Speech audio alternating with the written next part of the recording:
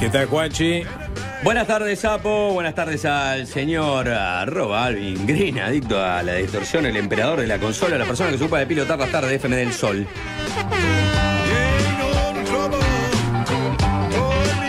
Se nos coló un Fanta ahí.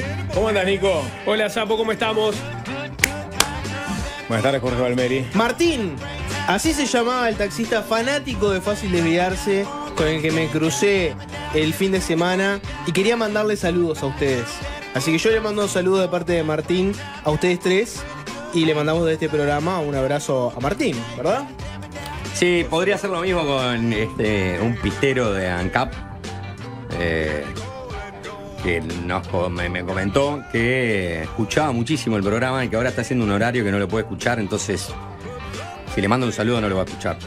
Capaz lo escucha por diferido, en la transmisión de YouTube, Sí. subido en Spotify, en la web del sol.uy. Está bien. ¿Tantos bien. lugares? Sí, está bien.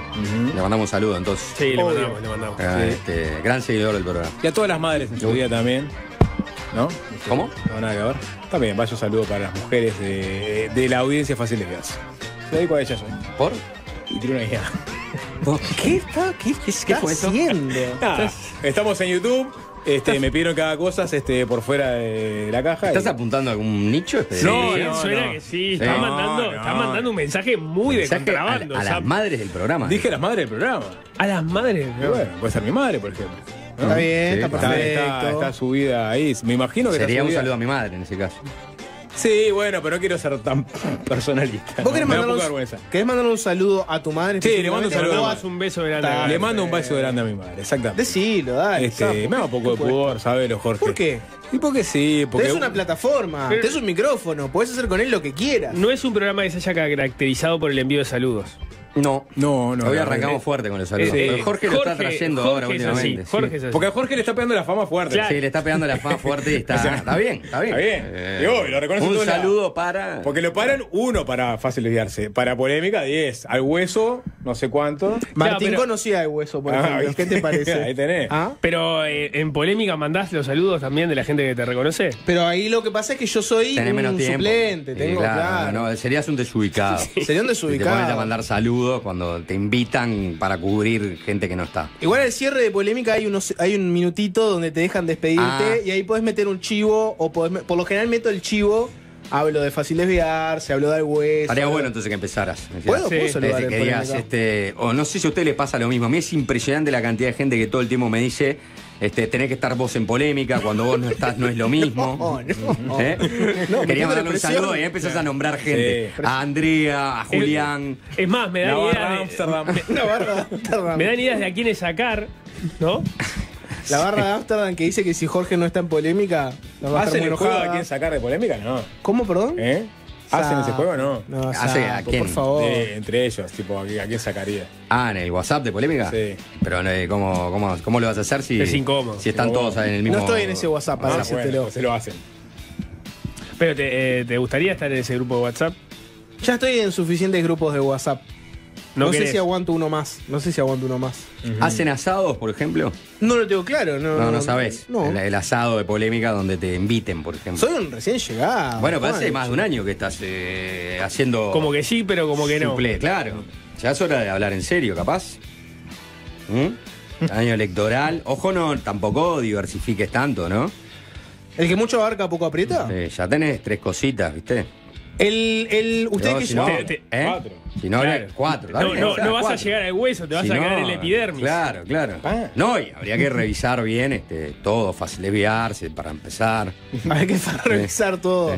Sí. ¿Cuál es la Nico guía tiene del- 2, Sapo tiene 2, yo tengo 2, vos 4. No sé si tenés ¿Eh? 2. Vos tenés un podcast también. Puedo hablar de 3. Bueno, pero eso es Bueno, honorario. y suena tremendo el musical también, ¿no? Gran programa. el Otro domingo. honorario, ¿no, verdad? Otro honorario. Otro honorario. Iván. Yo tengo 2 honorarios. Sí. Pero de calidad, ¿no? Gran programa sobre las Malvinas. Lo va a quedar subido hoy, sobre este domingo. Suena tremendo Pues música. lo agarré. 10 segundos, pero lo agarré. Y. Espectacular. Bien, Nico. Polémico Juanchi en sus redes poniendo que las Malvinas son argentinas, Pero, ¿no? Estaba tratando, Pará, ¿sabés lo que estaba tratando de que picara Son- allá? Polémico. Claro. Estaba tratando de que Polémico. alguien lo agarrara, algún Sí. argentino lo agarrara y le hiciera circular allá. Siempre ¿Fue defendí esa postura. No ¿De que es las nueva. Malvinas son argentinas? Sí, claro, vas a encontrar Resistís el archivo. algún tuit mío de hace capaz de 2 años. Yendo por el mismo lado. Juanchi, vos sabés que yo iba a replicar, iba a repostear el tweet de Juanchi y después dije, pará. Está tomando postura. Yo tengo que revisar si estoy alineado con esta postura que acaba, fuerte postura que acaba de tomar Juan Chuní. Sí, no. ¿Te parece tan fuerte? Yo como buen anglófilo, obviamente tuve que meditar la cita. Anglo-inglés metiste en el programa de ayer domingo. Anglo-inglés. Sí. Está bien. Y no es redundante anglo-inglés. Está bien. Te escuché y dije, mirá el sapo siendo redundante. Y bueno, ¿por qué hay que ser redundante? Porque los yankees también se creen. ¿Y no lo pudiste corregir en el momento? No lo corregí porque empecé a dudar de que quizás él tenga una posición muy británica, muy Falklands. Sapo habla de la Falkland. Sí, exacto. Yo nunca le escuché usar la palabra Malvinas. No, él está convencido de que está bien lo que pasó. Cuento una cosa. No, pará. No, está bien lo que pasó. No, está bien lo que pasó. Ya tira. Está mal lo que hizo Argentina, el gobierno, la dictadura argentina. Tomarlo por la fuerza. Tomarlo por la fuerza estuvo mal. ¿Y qué iba a hacer, Marco? ¿Vos acompañaste a Thatcher? ¿Qué iba a hacer Thatcher? Si no, sí está bien. ¿Vos justificás a Thatcher, Sapo? Thatcher tenía que hacer la guerra de la misma manera. No le quedaba otra. No le queda otra. Pero eso es una cosa. Yo otra cosa es reivindicar de quién puede ¿qué pasa ahora? Decirse dueño de esas islas. En tal caso no son de los británicos. No, por un tema de lógica de proximidad. Punto. Creo que sí, es tan simple como eso. Podría ir por la tesis de que son uruguayas. Sería una tesis que existe. Que existe. Hay un libro sobre la tesis de que las Malvinas son uruguayas porque administrativamente dependieron de Montevideo durante mucho tiempo. Pero bueno, la tesis más fundada quizás sea la de que son argentinos. Una vez yo me paro desde el lado de mis hermanos argentinos que la reivindican en Pero este si caso. los que viven ahí son ingleses hace años. Está bien, pero la reivindicación vale. El tema es que ahora, los kelpers son los kelpers, sí. Son los pobladores del lugar y votaron por la posición en la que está. ¿Qué querés? ¿La libra o el peso argentino? Le dijeron los kelpers. Y mirá. Bueno. Sí. No, sí. Pero es lógico también que los kelpers quieran ser británicos. Es lógico que los argentinos reivindiquen ese pedazo de tierra que está muy próximo a. ¿Cuál es la solución? La verdad. Es la que tenemos ahora. Pero es una solución un poco hasta hipócrita. Autodeterminación de los pueblos. No, pero yo no te digo por eso. Pero lo que digo es, entonces Argentina debería ceder esa bandera. Digo, una solución global que deje. Simbólicamente tendría que siempre reivindicarlas, pero en el plano material de los hechos. Se puede quedar con la mitad. Una isla para Argentina y la otra para los kelpers. Es como son las Islas Malvinas. República Dominicana y Haití te quedan. Bueno, podría ser una. Está bien. Dura analogía. Y bueno, pero. Dura analogía. Los kelpers seguramente piensen en esos términos. No, sí, los kelpers dicen. Peronistas, ¿no? Claro, los kelpers dicen lo que dicen los kelpers. ¿No sería igual de trasnochado que ahora nosotros digamos, Río Grande do Sul es nuestro? No, me parece que. Más o menos en la misma época que se lo quedó Brasil fue cuando vino el Reino Unido y se quedó con las Malvinas. Sí, es verdad, porque ya el dominio británico fue en el siglo XIX. Hay que ver la fecha bien exacta, creo que fue más avanzado que Pero nosotros hicimos una concesión, en definitiva. Porque había una guerra como en tablas. Sí, los brasileños tenían colonia y nosotros teníamos buena parte de Río Grande por las batallas que había ganado Rivera. Pero después, para llegar a la resolución del conflicto, ustedes se van de colonia y se quedan con esto otro. Creo que sí, no recuerdo bien que haya sido una concesión tan tácita, pero seguramente haya entrado dentro. Fue parte de la negociación. Hay un pedacito con límites contestados, igual, ¿no? Puede ser. ¿De dónde? En el norte. ¿En el norte? Sí. Bueno, un pedacillo. Sí, es verdad. Es un pedacillo. Bueno, me parece esa es la discusión. Ya estás tomando postura, ¿no? Vos sabés que una vuelta estaba en la Expo Prado y fui al stand del Reino Unido, es el primer stand que visito siempre. Y había un stand, un puestito, estaba con Jorge, creo. Claro, me acuerdo de todo. Que estaba el puesto de las Falklands, ¿no? O sea, el Reino Unido siempre monta su stand promocionando las Falkland Islands, para que la visites. Y te regalaban pins. Y te pusiste un pin. Me lo puse y salí a pasear por la Expo Prado y me crucé con El presidente de la República. Que no era presidente. Que no era presidente de esa época. Era senador. Y tuvo un intercambio ahí. Muy divertido. Divertido, no sé, pero fue un intercambio. El intercambio fue que el entonces candidato. Ahí no era presidente. hay una posición muy definida de tu parte. Igual retuiteaste mi tweet. Sí, por eso, porque la Lo medité. pusiste, ¿eh? Porque yo acabo de explicar. O sea, yo entiendo que la reivindicación simbólica argentina está bien. En la práctica está bien que sigan siendo. Pero británicas. es muy salomónica tu. Como es todo en mi vida, Nico. Es la no postura. Claro. No es la Bueno, locura. es estar del lado- está es bien estar que del lo lado- prote- está del bien lado que británico. protesten. Está bien que protesten, Y pero. sí, Bueno, pero yo no te estoy. Estoy un poco del lado británico. Digo, No te lo estoy echando en cara. No me sonrojo cuando tengo que retuitear a alguien que pone las Malvinas son argentinas, que fue la forma en que Juanchi promocionó el programa del domingo. Con una posición política, por supuesto. Está bien. Porque no te des ideales, Sapo. Porque en realidad, si el tuit ese puede picar en Argentina y entonces suena tremendo el musical, tiene algunas escuchas más en esa edición, te va a venir bien. No importa que vos creas que en realidad son las Falklands Yo no y pensé que en las Malvinas no son argentinas. Yo no pensé en Argentina, yo pensé en promocionar el programa a nivel local. Bueno, peor, porque son menos tweets entonces, por lo Son menos menos estás tweets. vendiendo tus ideas. Pero en parte yo creo que la Mirá. reivindicación Es un mercenario pirata inglés. Saquen sus conclusiones. 2 de abril del 2003, de 2023. Ujú. En un nuevo aniversario de la guerra, recordar que las Malvinas son argentinas. Consistente, está bien. No como el Claro, Sapo, digo. que es un mercenario pirata inglés, ¿no? Que básicamente hace lo que puede. Yo estaba al servicio de promocionar un programa. Tenés patente Que ya se de hace desde el corso, corazón. Sapo. Hablando Pero de mercenarios. Bueno. Hablando de mercenarios. No hagas ese enganche, Jorge. Amén. No sé hacia dónde vas, No sé pero hacia no dónde me vas. representás. sea, Hablando de personas con Vas a hablar de posturas. alguien que podría ser tildado de mercenario. Hablando de políticamente incorrectos. A ver. Hablando de personas que tienen cosas que admiran del régimen del gobierno de Thatcher, ¿no? ¿Cómo hago Thatcher. este enganche? Ayúdenme. Para hablar de Fanta, de Fantino. ¿Cómo los tiene locos Fantino, Los enloqueció. Ahora vamos a poner en perspectiva el tema con un poco más de información, pero a priori, para la gente que ya lo entendió Sí. y para los que eventualmente lo van a entender en algunos minutos, ¿estás contento de la decisión de que Fantino venga a participar como entrevistador de la política uruguaya? Hay que abrir en el chat de YouTube Fantasy Fantanó y el 097-441-443. Pero tu posición al respecto. Fantasy, Ah, Fantasy, Jorge. Fantino, Fantasy. sí. Jorge, Fantasy. te viene, Fantasy. te viene a Fantasy. escupir el asado, Jorge. ¿Por qué? Te viene a competir. ¿Por qué? Con No. el hueso. No, ¿por qué? ¿Por qué? Porque Viene con- va a entrevistar un poco también parecido como vos.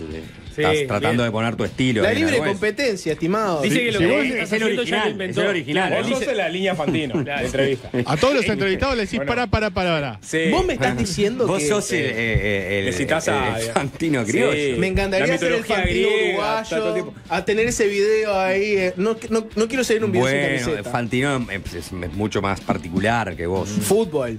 Mucho fútbol. Yo esa faceta no la tengo ni ahí. No, bueno, está, pero sos el Fantino que nos tocó por padrón. Ojalá lo fuera.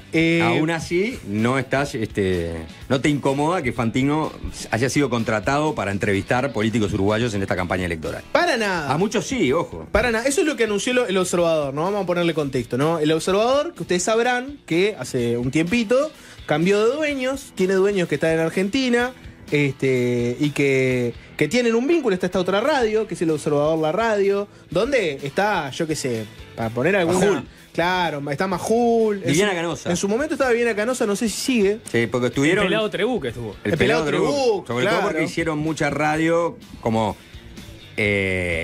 en Punta del Este, Claro. Sí. ¿no? Pensando en el público argentino, donde estaba Trebuc, estaba Majul, y entrevistaron, por ejemplo, a Carolina Cose. Claro, sí. Hubo una Y entrevista. Álvaro Delgado también. Y Álvaro Delgado, ¿no? Sí. Solo a esos dos, ¿no? Creo que esos dos nomás. No, me parece que no, ¿eh? Me parece que hicieron más entrevistas. Yo no Sí, las vi, yo sí, ta- sí, yo sí, recuerdo Estuvo la- y afiliola, creo. No, no estuvo. No, me parece que no es el caso.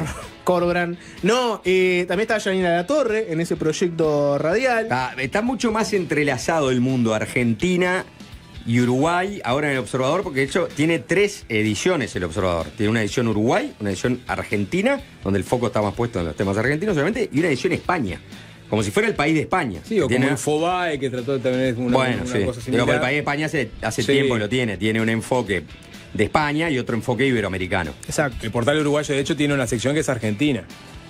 También, para mostrar lo entrelazado que están esos mundos. Entonces el Observador decidió contratar a Fantino para entrevistar a los precandidatos uruguayos, ¿no? ¿Precandidatos o candidatos? ¿Cuándo empieza Los eso? precandidatos con más chance, dice. Así que calculó por que eso. no va a estar y afiliado. O sea que no todos van a Bueno, tener las mismas chances. pero ¿va a estar Ojeda? Buena pregunta. Va a estar Ojeda, buena pregunta. ¿No? No sé, supongo Ojeda, Gurméndez. ¿Va Carolina H en la grilla de Fantino? Por eso, es una buena pregunta. ¿Quién es? ¿Va a haber Colorado en la grilla de Fantino? Entrevista a Lima no. No creo. Y a Vergara tampoco. No, yo creo que no. Estamos hablando de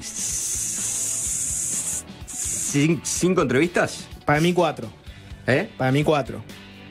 4 entrevistas. Para mí son 4 entrevistas. Estamos especulando. Manini Ríos, el candidato del Frente, el candidato del Partido Nacional y el candidato del Partido Colorado.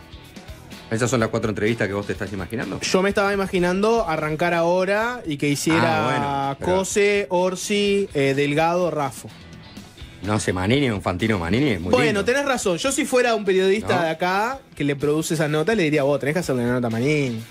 Fanta, vos me estás diciendo que venís a Uruguay y no vas a hacerle nota en general. ¿Por qué no escuchamos lo que decía? Mieres, ¿no? Mieres no. Récord de puestos de trabajo. Yo no creo que, no sé. No la veo mucho por ahí. Pero viste que la entrevista de Fantino veo que pasa por el lado más Más desinformado.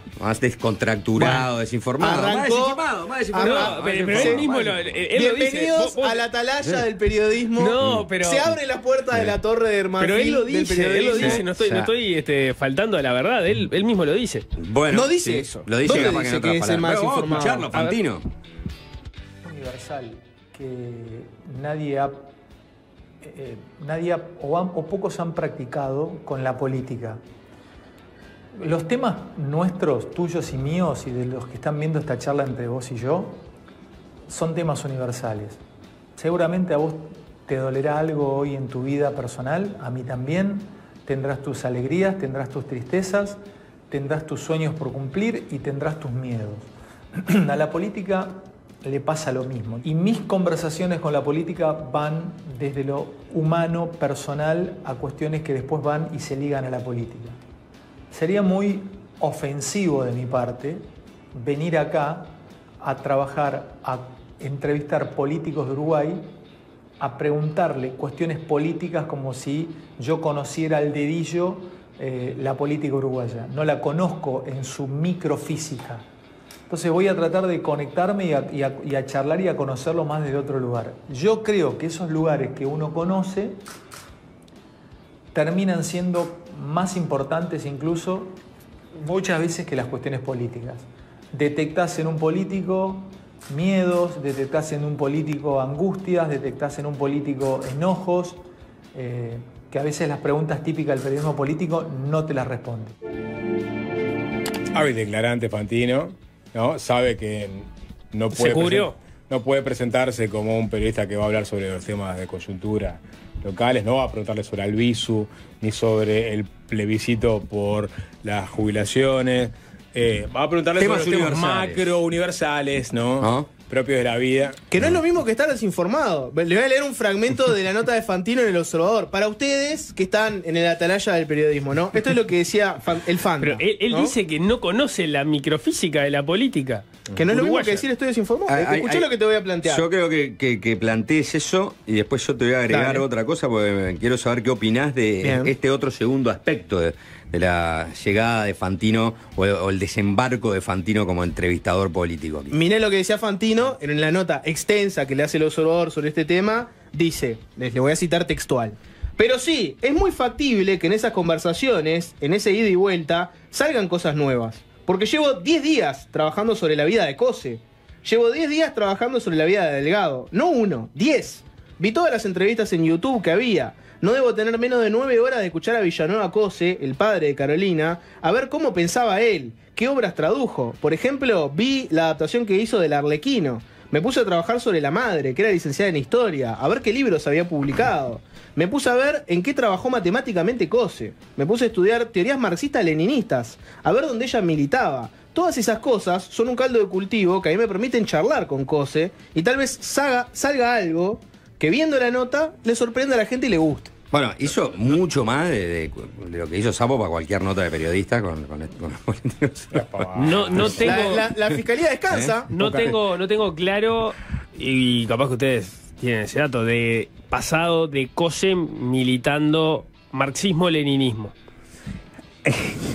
Tiene la. Está bien. Fantino. Perdón, No, yo tampoco lo tengo claro. No, capaz que sí, que sí. Lo que digo, o sea, Pero- estoy reconociendo mi ignorancia sobre ese lo que, punto. lo que él dijo es, matemática. estoy leyendo. Habrá que de- ver los padres. Lo que dice él es, estoy Está bien, leyendo claro. marxismo-leninismo y viendo qué militaba ella de joven para hablar. Tiene el apoyo del Partido Comunista. Nadie le está preguntando a Cose, ¿qué opinás? ¿Vos crees en la lucha de clases? ¿Pensás que el capitalismo está destinado a fracasar eventualmente? Ese tipo de cosas. No. Yo no las veo en la discusión. El Fanta viene y piensa afuera de la caja, Nico. Si Yo te lográs- aviso que afuera de la caja en la que Sí, vos estás, Si lográs llevar hay más cosas. si lográs llevar a Cose a tu programa, ya le empezás a complicar la vida a Fantino si lo que haces es preguntarle todo ese tipo de cosas. Sin duda que hay que preguntárselo. Obvio. ¿Crees en la lucha de clases? ¿No es una buena pregunta para Cose? Es una buena pregunta. Sí, claro. Por supuesto.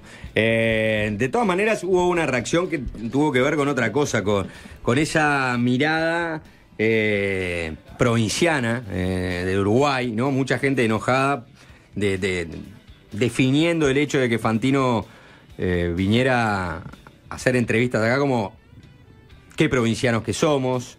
Falta agregar panelistas argentinos en programas de televisión locales. La mirada provinciana también diciendo, bueno, si entrevista a un argentino es porque no hay buenos entrevistadores uruguayos. Toda esa otra mirada, ¿vos qué pensás, Jorge? ¿Somos una provincia? ¿Esto nos lleva a ese efecto provinciano de estar contratando a argentinos porque no podemos escapar ni un segundo a su égida cultural? No hay nada más provinciano que viene una persona de afuera a trabajar acá y lo primero que haces es unga, tiene que ser un uruguayo.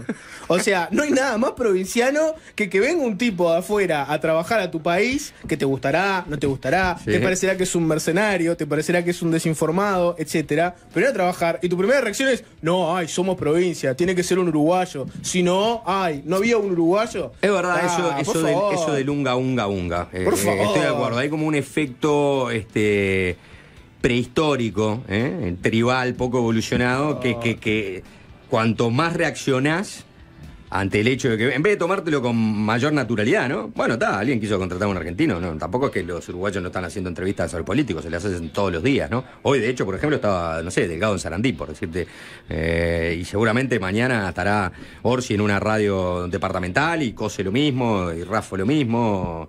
En fin, es uno que traen para entrevistar, ¿no? Es que hay solo un canal de televisión y... No fusilaron a Jaime Clara. Sigue trabajando. No, tiene trabajo. Perdón, tiene yo- trabajo. Yo quiero No. traer este recuerdo a la mesa. Año 2005. Jorge Lanata desembarca. No, sabías que ibas a venir Bueno. con la nata, Sapo, aflojá un poco. Al final, estás repitiendo los cuentos, loco. No estoy repitiendo los cuentos. Dejalo que se explique a dónde va. ¿Por qué lo atacás así? Claro. Disculpas. No duró un segundo. Que empezó a desarrollar una Lo idea. está tratando mal. ¿Sabes lo que pasa? Lo conozco hace 40 años. Pero vos recordás lo que pasó con la nata. Sí, recuerdo que pasó con la nata y Le siempre... hizo 3 notas a Intocables, se llamaban Los Intocables. Pero era otra cosa el formato. Era Canal 12. Fantino no viene a ser intocable. Bueno, no Notas sabés. a los No. Intocables. A eso voy a ir. A ver, dale.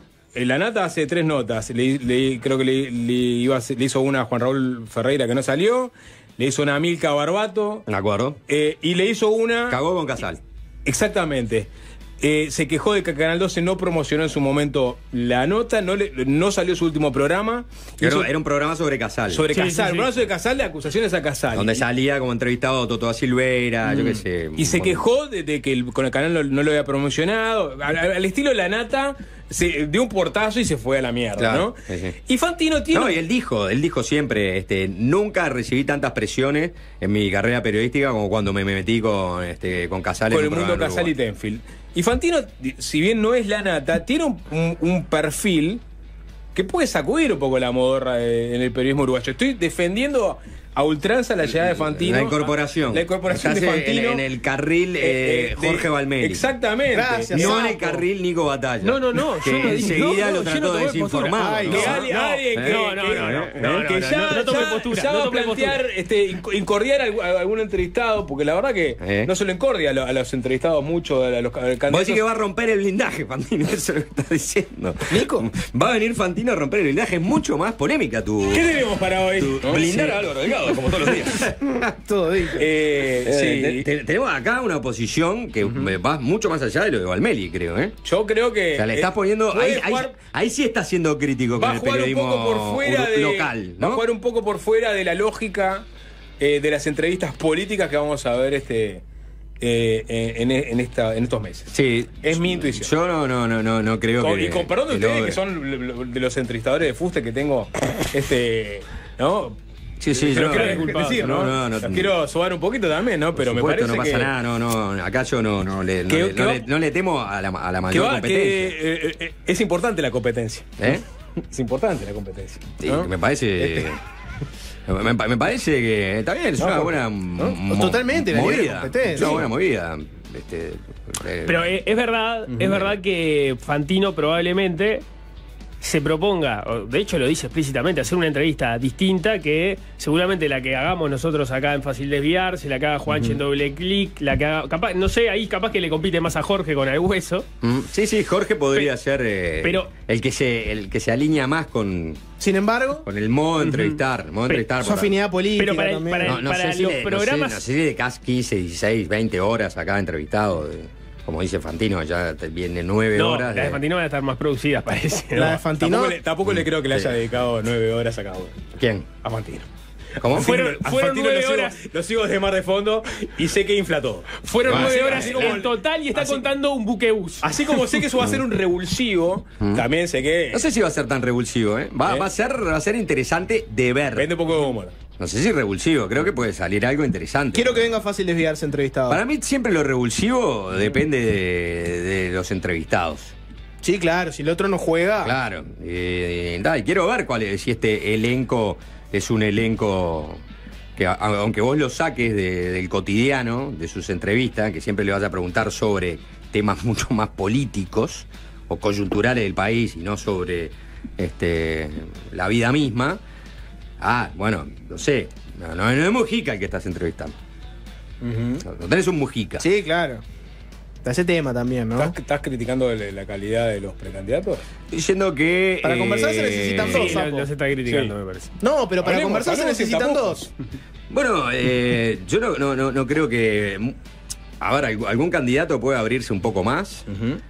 Pero siempre y cuando que vaya con la línea en la que está trabajando el candidato. ¿Entendés lo que te digo? No son estos candidatos que tenemos. Este Es decir, menú, esta oferta no es de candidatos de tema libre y que puedan, digamos, florearse. Es decir, si vos en llevas cualquier a una entrevista a Carolina Cose, media sensiblera, sobre su vida, sobre su profesión, sobre esto y lo otro, y bueno, vas a obtener quizás una respuesta que puede ser interesante, pero si la llevas a algún lugar más incómodo, y vas a obtener la misma respuesta que puede obtener cualquier otro entrevistador, ¿no? Sí. La otra teoría es que Fantino viene porque precisa la plata, ¿no? Bueno, eso también. Está ese famoso video de Neura No, pero- donde Fantino hace pero- lo Son las dos caras de la que moneda. él Pero subió a la no, cuenta de la luz. no, no, y está- Pero no, ¿no te lo parece hace, que viene a no lo contribuir hace. con la democracia? Dice, Claro. no, quiero mejorar la No me democracia uruguaya, me voy a hacer periodismo del otro lado del Quiero río. aleccionar a los uruguayos periodísticamente hablando. No. No les creo. quiero pasar la chota por la cara. Claro. Perdón, Lo ¿fue dijo más eso, humano? Creo que lo dijo eso. No lo dije. Lo Sí, recortaron pero- del no, teléfono. fue- Pico, eso no lo pongan. ¿Fue más humano el Fanta Mira, que la boludo, reacción yo voy que a ir tuvo? ahí y con 3, 4 preguntas nomás voy a mostrarla a todos que son unos chotos y no saben entrevistar, ¿entendés? Fue muy Es medio Luca respetuoso. Prodan este Fantino, ¿no? ¿verdad? No, fue Salió muy muy tano. respetuoso, Si bien es Juanchi. Fantino, es Tano, pero. Sí. Bueno, pues le hace que mi Fantino es medio Luca Prodan. Es Fantino Prodan. Yo con 2 o 3 preguntas le voy a mostrar a esto pelotudo que no saben entrevistar a candidatos políticos, que son unos mediocres poco profesionales. Nunca dijo eso. Una cosa es ser argentino, boludo. Boludo, yo entrevisté, No la sé. yo entrevisté a Menem antes de que los cerraran en el sarcófago, boludo. Alguien pone, Entonces- en serio defienden, están mandando a Fantino, no están trayendo un premio Nobel. Está bien. Está bien. no, Así no es como no, lo no, sacrificé, no no es- es sacrificio público. Está, Lo subiste mucho, lo pusiste Porque había que- lo pusiste porque- en el lugar de porque Walter. la verdad que nadie iba a decir nada. No es Bueno, Walter bueno. Cronkite tampoco, ¿no? No. Es ¿Quién? ¿Quién? ¿No lo conoces? No, me lo ¿No conoces a Walter Cronkite? No, ese es nuevo, ese es ¿No? nuevo, ese es Ah, nuevo, ese por es nuevo. favor, a ver, 60 minutos. Sí, Walter Cronkite, ¿no? Cronkite. Sí, claro. ¿Yo qué dije? ¿Dijiste Cronkite. Cronkite? ¿Eh? Dijiste Cronkite. Fue cambiando, fue cambiando. Papá patata. Walter Cronkite. Yo voy a decir una Sabes, cosa. Todos lo entienden, ¿eh? de la película. Todos lo entienden, Sí. sí. Walter Cronkite. Voy a decir una cosa porque además hay que hacer una tanda y hablar de temas serios, pero antes, así como está el político cassette, reconozcámoslo, está el periodista cassette también, ¿no? O no es verdad que a veces uno ve determinadas notas, que es una nota que ya sabes para dónde va, que ya sabes un poco cuáles van a ser las preguntas y todo. Así como hay políticos que arrancan a hablar y vos ya en tu mente viste todo lo que va a pasar, Sí. pasa a veces también con los periodistas. Un revulsivo. No, y hay, está mal y hay meter. periodistas muy insulsos a la hora de entrevistarlo. No lo dije yo. No, yo lo digo, no Sí, tengo vos- problema. No lo dije yo. No Walter Cronkite. No, yo estoy hablando de uruguayos. Claro. Bueno, pero Walter Cronkite es un buen ejemplo de lo que vos decís, Sapo. Walter Cronkite era un loco de una escuela absolutamente seria. Y en un momento esa escuela pasó a estar de modé Sí. porque la gente Quería está otra cosa. Quería un Está poco bien. más de Una zona picante, lúdica, una zona claro. lúdica. Gracias, Sapo. Sí, una zona sí. lúdica. Sí. Bueno, por eso digo, tampoco Fantino. No, por eso. Yo lo vi con los reidores de Mar de Fondo, Fantino. Le conozco la trayectoria de Fantino.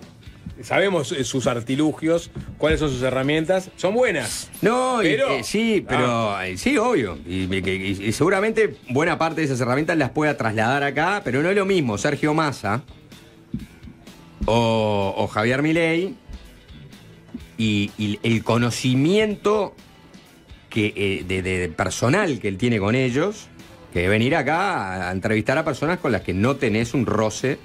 Entonces es distinto. Eso se pueden prestar a tu juego también, porque ya te conocen y pueden entender que es conveniente hacerlo. Y porque capaz que también estudian. ¿Cómo? Que probablemente Sí, claro. los precandidatos, los candidatos también estudien esa entrevista, porque es un entrevistador muy particular. Porque la gente las va a mirar esas entrevistas. Mucha gente las va a mirar.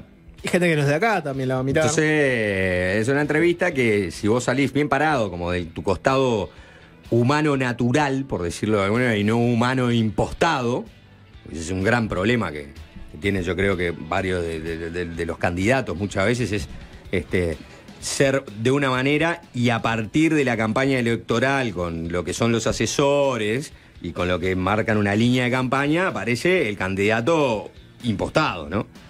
A algunos se les nota mucho, a otros no tanto, pero y algunos son extremadamente auténticos y nunca cambian, ¿no? Por más que los asesores le digan, no, pero habría que ir un poquito para allá, esto y lo otro. E incluso Pero- capaz que alguno medio impostado puede terminar una entrevista así pareciendo más auténtico, ¿no? Sí, por eso digo. Entonces, digo, porque también los que escriben diciendo, no, qué chauvinista esto, seguramente, qué chauvinista, no, qué provinciano, perdón, seguramente vayan a mirar después la nota con Fantino, ¿no? Y algún recorte, por lo menos te hace cruzar. Sí, claro. ¿no? Algunos mensajes, como por ejemplo. ¿Hacemos Ken Parks o Fantino o no? No, Ken Parks. Ken Parks no se Parks. toca, Ah, Sapo, no se no, toca. Tendría que haber entrevista de Ken Parks para Bloomberg sobre temas económicos, ¿no? Es un corte en realidad, ¿no? ¿Eh? Un corte, una pregunta económica. Una pregunta de Ken una, Parks. una. Ken Parks de Bloomberg News.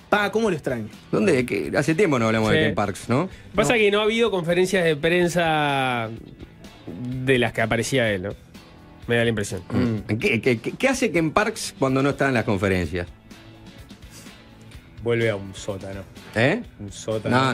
No. Casino. ¿Te gusta ese perfil? No tiene pinta de ¿Timbero? Al casino Ken Parks. My name is Ken Parks. Would you exchange me some dollars, please? I want to... Pero es Place- un malayo. ¿Eh? No es un malayo. No es un malayo. My name is Parks. ¿No? Ken Parks. Me veo que me están cuestionando muchas cosas. Sí, hoy es un día. ¿Eh? Estamos poniéndonos a tono con la semana, Juanchi. Recién es lunes. Bueno. El viernes preparate. Vendé la entrevista de hoy, Sapo. ¿Qué hay? Bueno, vamos a meternos con lo que está sucediendo en Medio Oriente con el conflicto entre Israel y y Hamas, el atentado del 7 de octubre contra Israel, las muertes y la guerra que digamos, continúa hasta el día de hoy, la invasión de Israel a la franja de Gaza. Vamos a encarar este tema desde la mirada de los judíos progresistas en Uruguay. Se van a preguntar quiénes son los judíos progresistas en Uruguay. Los van a conocer hoy. Están nucleados mayoritariamente en la institución israelita Jaime Shitlovsky. Es una institución que ya tiene mucho tiempo, una institución a la cual acuden personas los fines de semana, por ejemplo, para hacer actividades recreativas, pero aparte tiene la cualidad de congregar ahí estos judíos progresistas que a su vez integran a nivel global, regional y global también una corriente de judíos progresistas que tienen una mirada monolítica muchas veces sobre cómo actúa y cómo debe actuar Israel con sus vecinos y sobre todo con la causa palestina, con Hamas.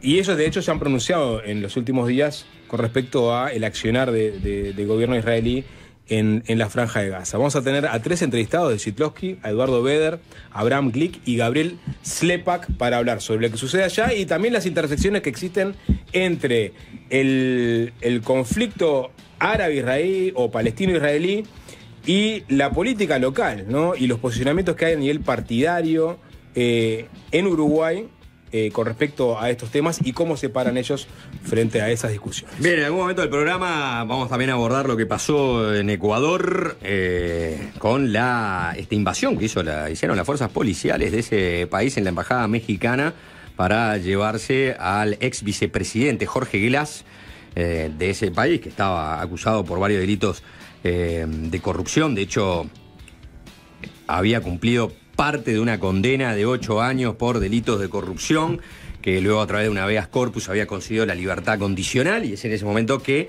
se refugia en la Embajada de México. Esto venía siendo un problema entre Ecuador y México, porque Ecuador requería que México lo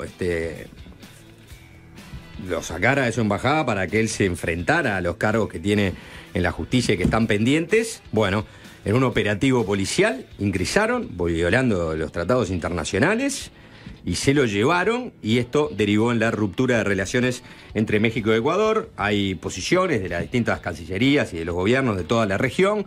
Vamos a estar comentando, porque fue también un tema de la política local. Muchos en la oposición criticaron la tibieza, así lo pusieron, del comunicado del gobierno uruguayo.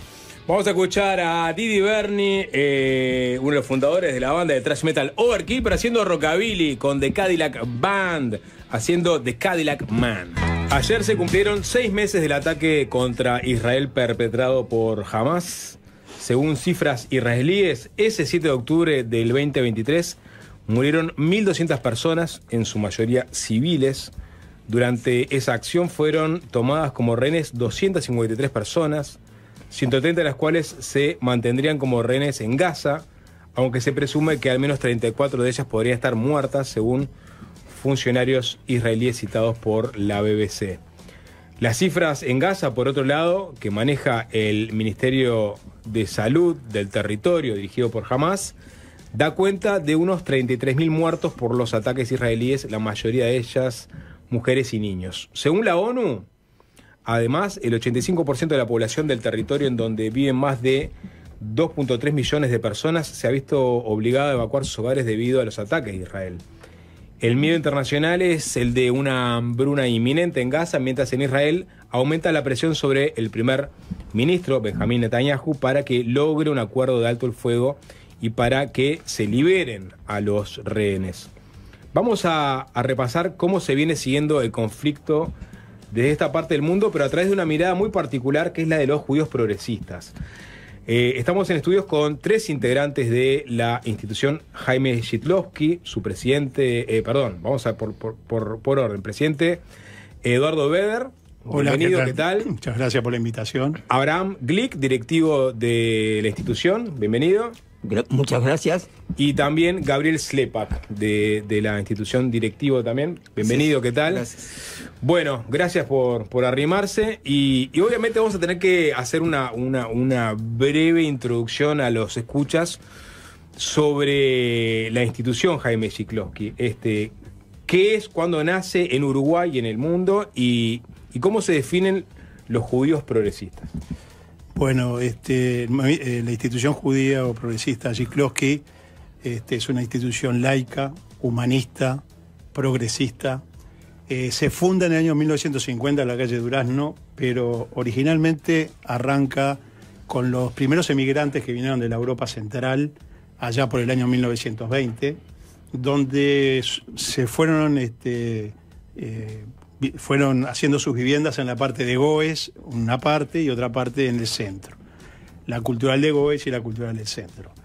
Allá por el año 1950 hubo la necesidad de juntar esas partes y formar lo que después se llamó el Palacio Chiklovsky, donde comenzó primero con una escuela que se hacía en la tarde, se daba Yiddish, y también se organiza un Kinder Club donde vienen los niños. El objetivo fundamental de nuestra institución es crear actividades con valores de la paz, de la amistad, del compañerismo y de la justicia social, que es uno de los legados más importantes que han dejado nuestros abuelos en esta tierra. A su vez, sí, decime ahora. Permitime. La construcción del palacio es también una derivación de los sucesos de la Segunda Guerra Mundial, ¿no? Allí fueron muertos 6 millones de judíos. El nazismo lo que pretendió es liquidar a la historia y a todos los judíos de la tierra. Entonces los que vivían acá dijeron, vamos a construir un edificio que permita preservar la cultura, la historia y las tradiciones del pueblo judío. Por eso se construye el Palacio Chiklovsky, con un gran sacrificio. Yo tengo en mi poder más de 600 familias que fueron aportando mes a mes, ¿no? Con las posibilidades que no son las de ahora, sino que era de gente mucho más modesta, que fueron aportando para la construcción del edificio. Uh-huh. Tienen, a su vez, lazos internacionales. La última comunicación que sacaron ustedes, vinculada al conflicto, está firmada por ustedes, pero también por otras tantas organizaciones de otras partes del mundo. Correcto. ¿Qué los une? Claro, nos une que somos movimientos, lo que se llaman movimientos psicufistas. Uh-huh. En París, en 1937, se generó un congreso internacional de lo que se llamaban en ese momento judíos yidistas. Eso es un congreso internacional que reivindica culturalmente el yiddish, que es la reivindicación del idioma, pero también es la reivindicación del contenido vinculado a ese idioma, como planteaba Eduardo, vinculado a la justicia social. Y por otro lado era contra el nazismo. Es increíble, uno lee hoy en día aquel documento de 1937, describe el mundo que se venía con absoluta claridad. Pero increíblemente y lamentablemente muchas veces describe el mundo que se viene también con claridad. Entonces esos conceptos son los que nos unen con esas instituciones hermanas, algunas psicufistas, otras no, pero con las que hemos trabajado conjuntamente. Uh-huh. Como también trabajamos con instituciones también judías uruguayas, que no son parte de este movimiento. ¿Y cuál es ese relacionamiento con otras instituciones judías uruguayas? Por ejemplo, nosotros trabajamos muy cercanamente con la institución, por ejemplo, Mordejai Engelevich. Es una institución de definición socialista de izquierda israelí, que está en todo el mundo, que estamos con muchos temas en común en el tema de la paz y en el tema de la lucha por la paz. Tenemos muchos elementos en común con ellos, más allá de que ellos tienen una definición sionista y nosotros no. Nosotros somos una institución no sionista, aunque no significa que seamos antisionistas. Uh-huh. Decía Abraham. Disculpen, pero sí. Mi condición de ex profesor de historia me obliga a veces a volver algo para atrás. Hay que recordar que a fines del siglo XIX, la represión del zarismo contra el movimiento obrero y sindical, pero particularmente contra los judíos, fue brutal. Tan brutal que obligó al exilio de más de 2 millones de judíos de Rusia, que primero van a lo más cerca, a Europa, Alemania, Inglaterra. Cuando eso se corta, van a Estados Unidos. 1,5 millones de judíos se instalan en Nueva York. Y cuando eso también se corta, viene para América Latina. dentro de esos judíos emigrantes había de todas las condiciones, pero muchos de ellos venían de luchas sindicales, de haber entendido otra concepción del mundo que antes no se tenía, y entonces esa gente es la que forma la institución, las primeras organizaciones progresistas en Uruguay, pero también, paralelamente, en la Argentina, donde hay más de 20 instituciones, en Brasil, en Estados Unidos, en Canadá. Entonces, eso que decía Gabriel del ICUF, el ICUF engloba todas las organizaciones, porque hay emigrantes en muchos países. Y también hubo emigrantes que fundan instituciones sionistas, no lo negamos, pero el sionismo por un lado y los progresistas por el otro forman las dos grandes vertientes que desde 1925 en Uruguay están instaladas. Bien. El sionismo y el progresismo. Correcto. Sí, señor. Y eso tiene un correlato, ahí vamos a ver el correlato de izquierda-derecha por una configuración muy básica del asunto. Bueno, no como te decía. Nacionalista de izquierda. No. O sea, dentro del progresismo, que es parte de la izquierda, también existe el sionismo de izquierda. Con estas instituciones que nosotros tenemos, la corriente humanista, la Shomer Atzair, otras instituciones que, digamos, no tampoco en el Comité Central tienen que estar toda la gente de derecha o de izquierda, los sionistas. Y tiene un correlato, digamos, a nivel parlamentario hoy día, digamos, estas diferentes facciones, progresistas, sionistas, no sionistas, sionistas de derecha, no hay correlato. Nosotros no tenemos una identificación partidaria. Claramente, lo primero es, el término progresista es previo a la utilización del término progresista por parte de la izquierda uruguaya. Es un término más vinculado a la modernidad, el concepto de desarrollo y el concepto... Valle Ordóñez lo usaba, por ejemplo. Por ejemplo. Sí. Por supuesto. De ahí la influencia sin duda del partido Colorado, por ejemplo, en la influencia en la colectividad judía, más luego de la creación del Estado de Israel. Pero lo que hay que siempre recordar, en base a lo que decía Abraham, es que las primeras corrientes migratorias, o sea, la identificación que parece haber una disociación respecto a por ejemplo, a lo sindical, no se daba a principios de siglo. Muchos de los fundadores de nuestra institución fueron fundadores de los primeros sindicatos obreros en Uruguay. ¿Por qué? Porque venían con esa experiencia de lucha desde Europa. El de la aguja, por ejemplo, es muy claro. Ahí está. Claro. Ahora, ya vamos a meternos en los hechos más recientes, ¿no? Sobre todo lo que pasó del 7 de octubre en adelante. Pero para tratar de seguir escuchando su palabra y sobre todo también pensando en muchos de los oyentes que a veces abordan estos temas por vez primera. Siempre se ata la fundación del sionismo obviamente a Teodoro Herz, ¿no? Como espectador de lo que fue la degradación del oficial Dreyfus. Pero, ¿qué es el sionismo hoy en día? Y si hay más de un sionismo, ¿no? Porque supongo que no habrá una única corriente dentro del sionismo. Sí, quería explicarte que en 1897, en el primer congreso sionista, donde Teodoro Herz hace su exposición, entre la cual... En Viena, ¿no? Exacto, entre la cual él plantea que los judíos deben tener un lugar donde poder juntarse, ya que estaban dispersos a nivel territorio. Territorio. En ese mismo congreso estaba el señor Jiklowsky, doctor Jiklowsky, que era un filósofo, educador, profesor, en el cual participó el primer congreso, en el cual no estaba de acuerdo porque era territorialista el Jiklowsky. En ese congreso, lo que planteaba Teodoro Herz era eso, buscar un lugar donde los judíos podían estar. Esa es la primera parte. Ahora, ¿cómo hoy en día me querés preguntar si el sionismo... ¿cuál es su función o qué? Sí, sobre todo por algo que uno ve muchas veces discutido en las redes, ¿no? Ya que mencionaron a Valle Ordóñez. Uno dice, bueno, si sos vallista, vamos a ponerle, sos colorado, ¿no? Bueno, si sos de Israel o si sos judío, sos indefectiblemente sionista. Acá tenemos una demostración de que no necesariamente, pero hay una asociación directa a que vos lo que defendés es la causa israelí y la causa de tener un territorio y un Estado. Bueno, te pongo un ejemplo.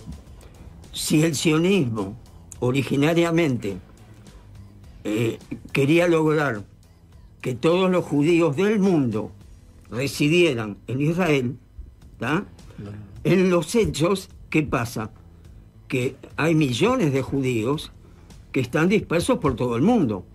Desde ese punto de vista, todos esos judíos no son sionistas, ¿verdad? Entonces, hay que diferenciar la parte de... lo que pasa es que el sionismo se ha apropiado de toda la judaidad del mundo y realmente no es así. Pero hay judíos laicos en todas partes del mundo. Pero el Estado de Israel, digamos, ni son religiosos. Impulsa el sionismo en el sentido de abrir las puertas a cualquier judío que quiera ir a Israel. Eso es una política muy proactiva que tiene. Sin duda, Israel abre las puertas, pero al mismo tiempo se adjudica, incluso con la ley de nacionalidad, la representación de los judíos del mundo. Y nosotros decimos con claridad que el Estado de Israel y el gobierno de Israel en particular no representa a todos los judíos del mundo. O sea, si hay algo que quisiéramos... digamos, que quede claro en esta conversación, en esta tertulia de alguna forma, es la diversidad de la vida judía. Sheklovsky, que lo citaba Eduardo, planteaba 3 ramas de judaísmo. Planteaba una rama religiosa, la original, ¿no? Lógicamente que unía a la población tras esa creencia, una rama territorial, el sionismo, y la rama donde nosotros entendemos que formamos parte, que es la rama cultural. O sea, somos judíos porque culturalmente lo somos y así lo sentimos. Y no por eso, obviamente, despreciamos las otras ramas. Decimos que todas son parte del mismo árbol. Exacto. Pero nosotros somos una de esas ramas, somos una rama laica, cultural, incluso no religiosa.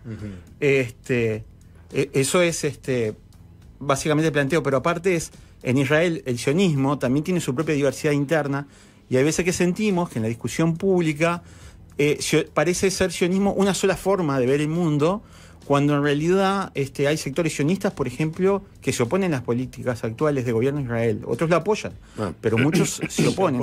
Se oponen, recordando también, y eso es algo que capaz que nos introduce en el otro tema, pero es, cuando Hamás ataca el 7 de octubre, no ataca a cualquier población, y eso es de las cosas que más duele en este conflicto.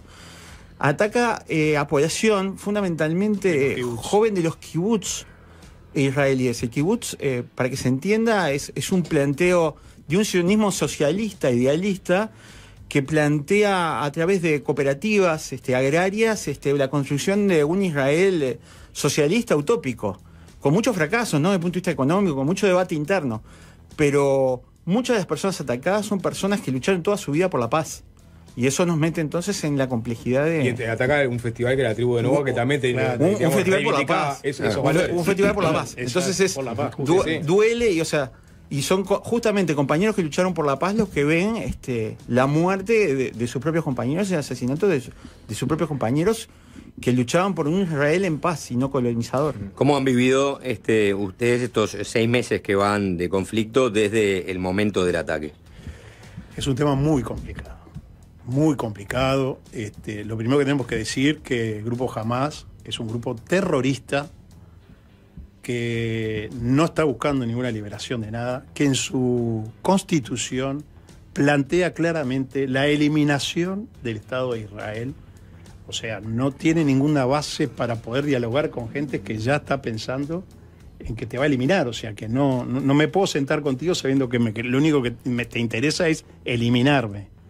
Entonces, también no estamos de acuerdo con las políticas del gobierno de Israel, que está atacando en forma bastante indiscriminada, donde mueren niños, niñas, jóvenes, ancianos. No deja pasar algunos camiones, que es el hambre que está sufriendo el pueblo palestino. Y bueno, eso es un poco es la posición nuestra, que queremos que pare ya la guerra, que se firme algo, pero que se detenga en forma inmediata la guerra, el ataque que está haciendo el gobierno de Israel al pueblo de Gaza. Yo quiero decir, nosotros no decimos ahora que Hamás es un grupo terrorista. Hace más de 20 años, yo acá tengo un documento que incluso está escrito a máquina, ¿verdad? No por computadora, donde ya decíamos que Hamás era un grupo terrorista.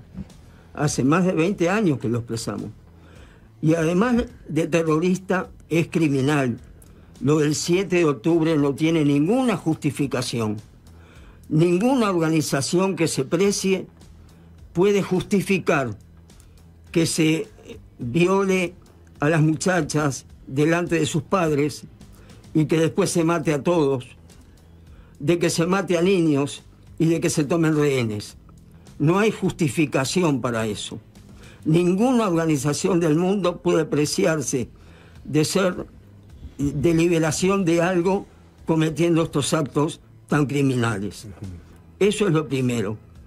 Y lo segundo es que inevitablemente hay que preguntarse, ¿por qué pasa esto el 7 de octubre? ¿Ustedes se lo preguntan? Sí, quizás haya algún tipo de explicación, pero una de ellas es que estaba como inminente un acuerdo entre Israel y Arabia Saudita. Ese acuerdo, patrocinado por Estados Unidos, no podía ser tolerado por Irán. Por varios motivos. En primer lugar, porque Irán, que comprende 10% de la población musulmana chiita, que está enfrentándose duramente a Arabia Saudita por motivos religiosos. Los sauditas son sunitas, pero eso es otra historia para ver en otro momento. Pero una alianza entre Arabia Saudita e Israel, que después podría llevar a que otros países árabes también se incorporaran, no podría ser tolerado por Irán. Nosotros no podemos decir de que esa sea la causa final, pero debemos comprender en la situación del Medio Oriente que eso puede haber sido una justificación posible. Una que me quedó, porque digamos, la crítica es unánime hacia Hamás, a sus métodos, a cómo se lo define. Ahora, Hamás en 2005-2006 gana unas elecciones en Gaza que le da cierta legitimidad en el territorio. A partir de ese momento, ¿cómo hay que considerar a Hamás? ¿Como un interlocutor válido políticamente o no? Por más que haya sido, digamos, a través de las urnas apoyado por la población de Gaza, igual no deja de ser una organización terrorista. Miremos el panorama interno de los palestinos. Puede haber dos grandes ramales. Un ramal es el de la autoridad palestina, que está en Gaza. Es un ramal, digamos, más moderado. En Cisjordania. En Cisjordania. Sí. Es un ramal más moderado. Pero jamás se introniza en Gaza. Y se introniza captando a los sectores más humildes, más religiosos, más miserables, de alguna manera. Y acá hay una doble vertiente. Cada acto, cada misil que tira Hamás hacia el territorio israelí beneficia a las fuerzas de derecha de Israel. Y cada represión que hace Netanyahu hacia Hamás beneficia a Hamás en detrimento de la autoridad palestina. Entonces, hay una convivencia entre los dos sectores. Parece mentira, pero es así. Cuando le preguntan a Netanyahu ¿cómo es posible que Qatar siga nutriendo de millones y millones de dólares a Hamás, ¿no? Y Israel no hace nada? Entonces Netanyahu contesta: a nosotros nos sirve eso. Nos sirve que esté Hamás en detrimento de la autoridad palestina. ¿Y qué pasa? Dentro del campo israelí hubo un momento en que Paz Ahora tuvo 500.000 o más adherentes, pero cada misil, cada ataque de Hamás, si al habitante de Paz Ahora le tocaba a un vecino, ¿verdad? El partidario de Paz Ahora iba a decir: no podemos seguir en esta posición del medio tratando de que haya la paz de que haya 2 estados, que ahora todo el mundo habla de 2 estados, inclusive Biden, ¿verdad? Porque es la única solución, vamos a tener claro. Pero se nutrió Netanyahu y Hamas de una manera u de otra, debilitando a los moderados de Israel y debilitando a la autoridad palestina por el otro lado. No, quería también, complementando lo que dice Abraham, la pregunta concreta que en el 2006 Hamas gana las elecciones. Cuando toma el poder, elimina, mata a la oposición y tiene a su pueblo, durante todos estos años, bajo la miseria total, ya que otros países árabes como Qatar le dan muchos dineros, y los europeos también. Fíjate cómo están viviendo. O sea, quiero decirte que hubo una dictadura de una manera brutal que no favoreció a su pueblo. Pero al mismo tiempo, un poco para no va a ir la pregunta, o sea, primero, la política de Israel también es, digamos, el dominio de determinados recursos naturales sobre Gaza también es caldo de cultivo para que se reproduzcan estos grupos. O sea, en definitiva, nosotros lo que hemos durante décadas, ¿no? De ahora, ¿no? Del 7 de octubre, estamos planteando es la negociación, la paz, 2 pueblos, 2 estados, pero y sobre todo es porque, o sea, es imposible la negociación, o sea, ahora en este momento en realidad están negociando por el tema de los rehenes, y, o sea, de hecho están negociando en este momento. Esto es así. Pero lo que hemos tratado de apoyar y siempre estar vinculados a los grupos de un lado y de otro más moderados para ayudar a una salida que lo que ha pasado es, en la medida que Netanyahu y los grupos extremistas dentro de Gaza se van cada vez haciendo más poderosos, como decía Abraham, cada vez la situación se hizo más difícil y desembocó en esto que es un horror.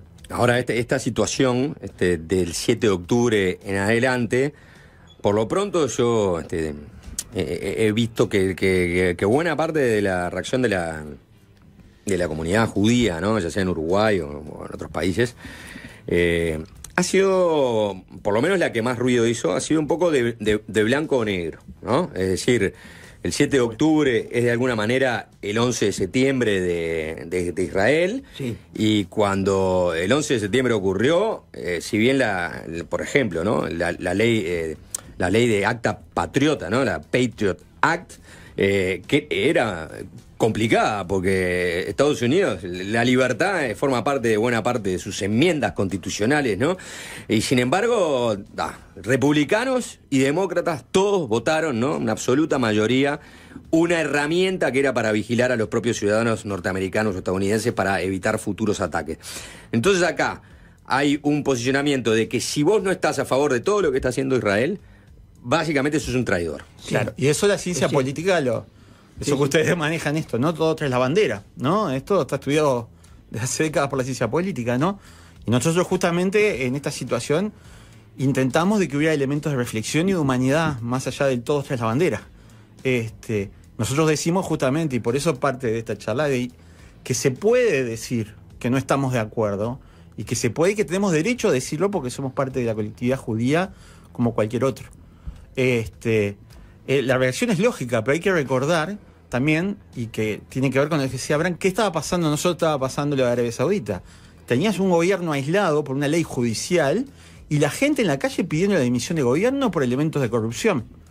Un día después de este ataque, y no estoy diciendo que esto haya sido falsa bandera. Sí. Porque algunos lo dejan ver de esa manera. No, nosotros no queremos esto, no hemos dicho. Lo que sí decimos que objetivamente, por lo menos en primera instancia, el gobierno de Israel salió fortalecido al día siguiente por el ataque, obviamente, que todo el pueblo israelí sintió como propio. Pero efectivamente se trataba de un gobierno aislado en ese momento. Bien, claro. Vamos a hacer una tanda, ¿les parece? Sí. Y seguimos conversando. ¿No? Seguimos conversando sobre lo que está sucediendo allá en Israel, en Medio Oriente, con la guerra.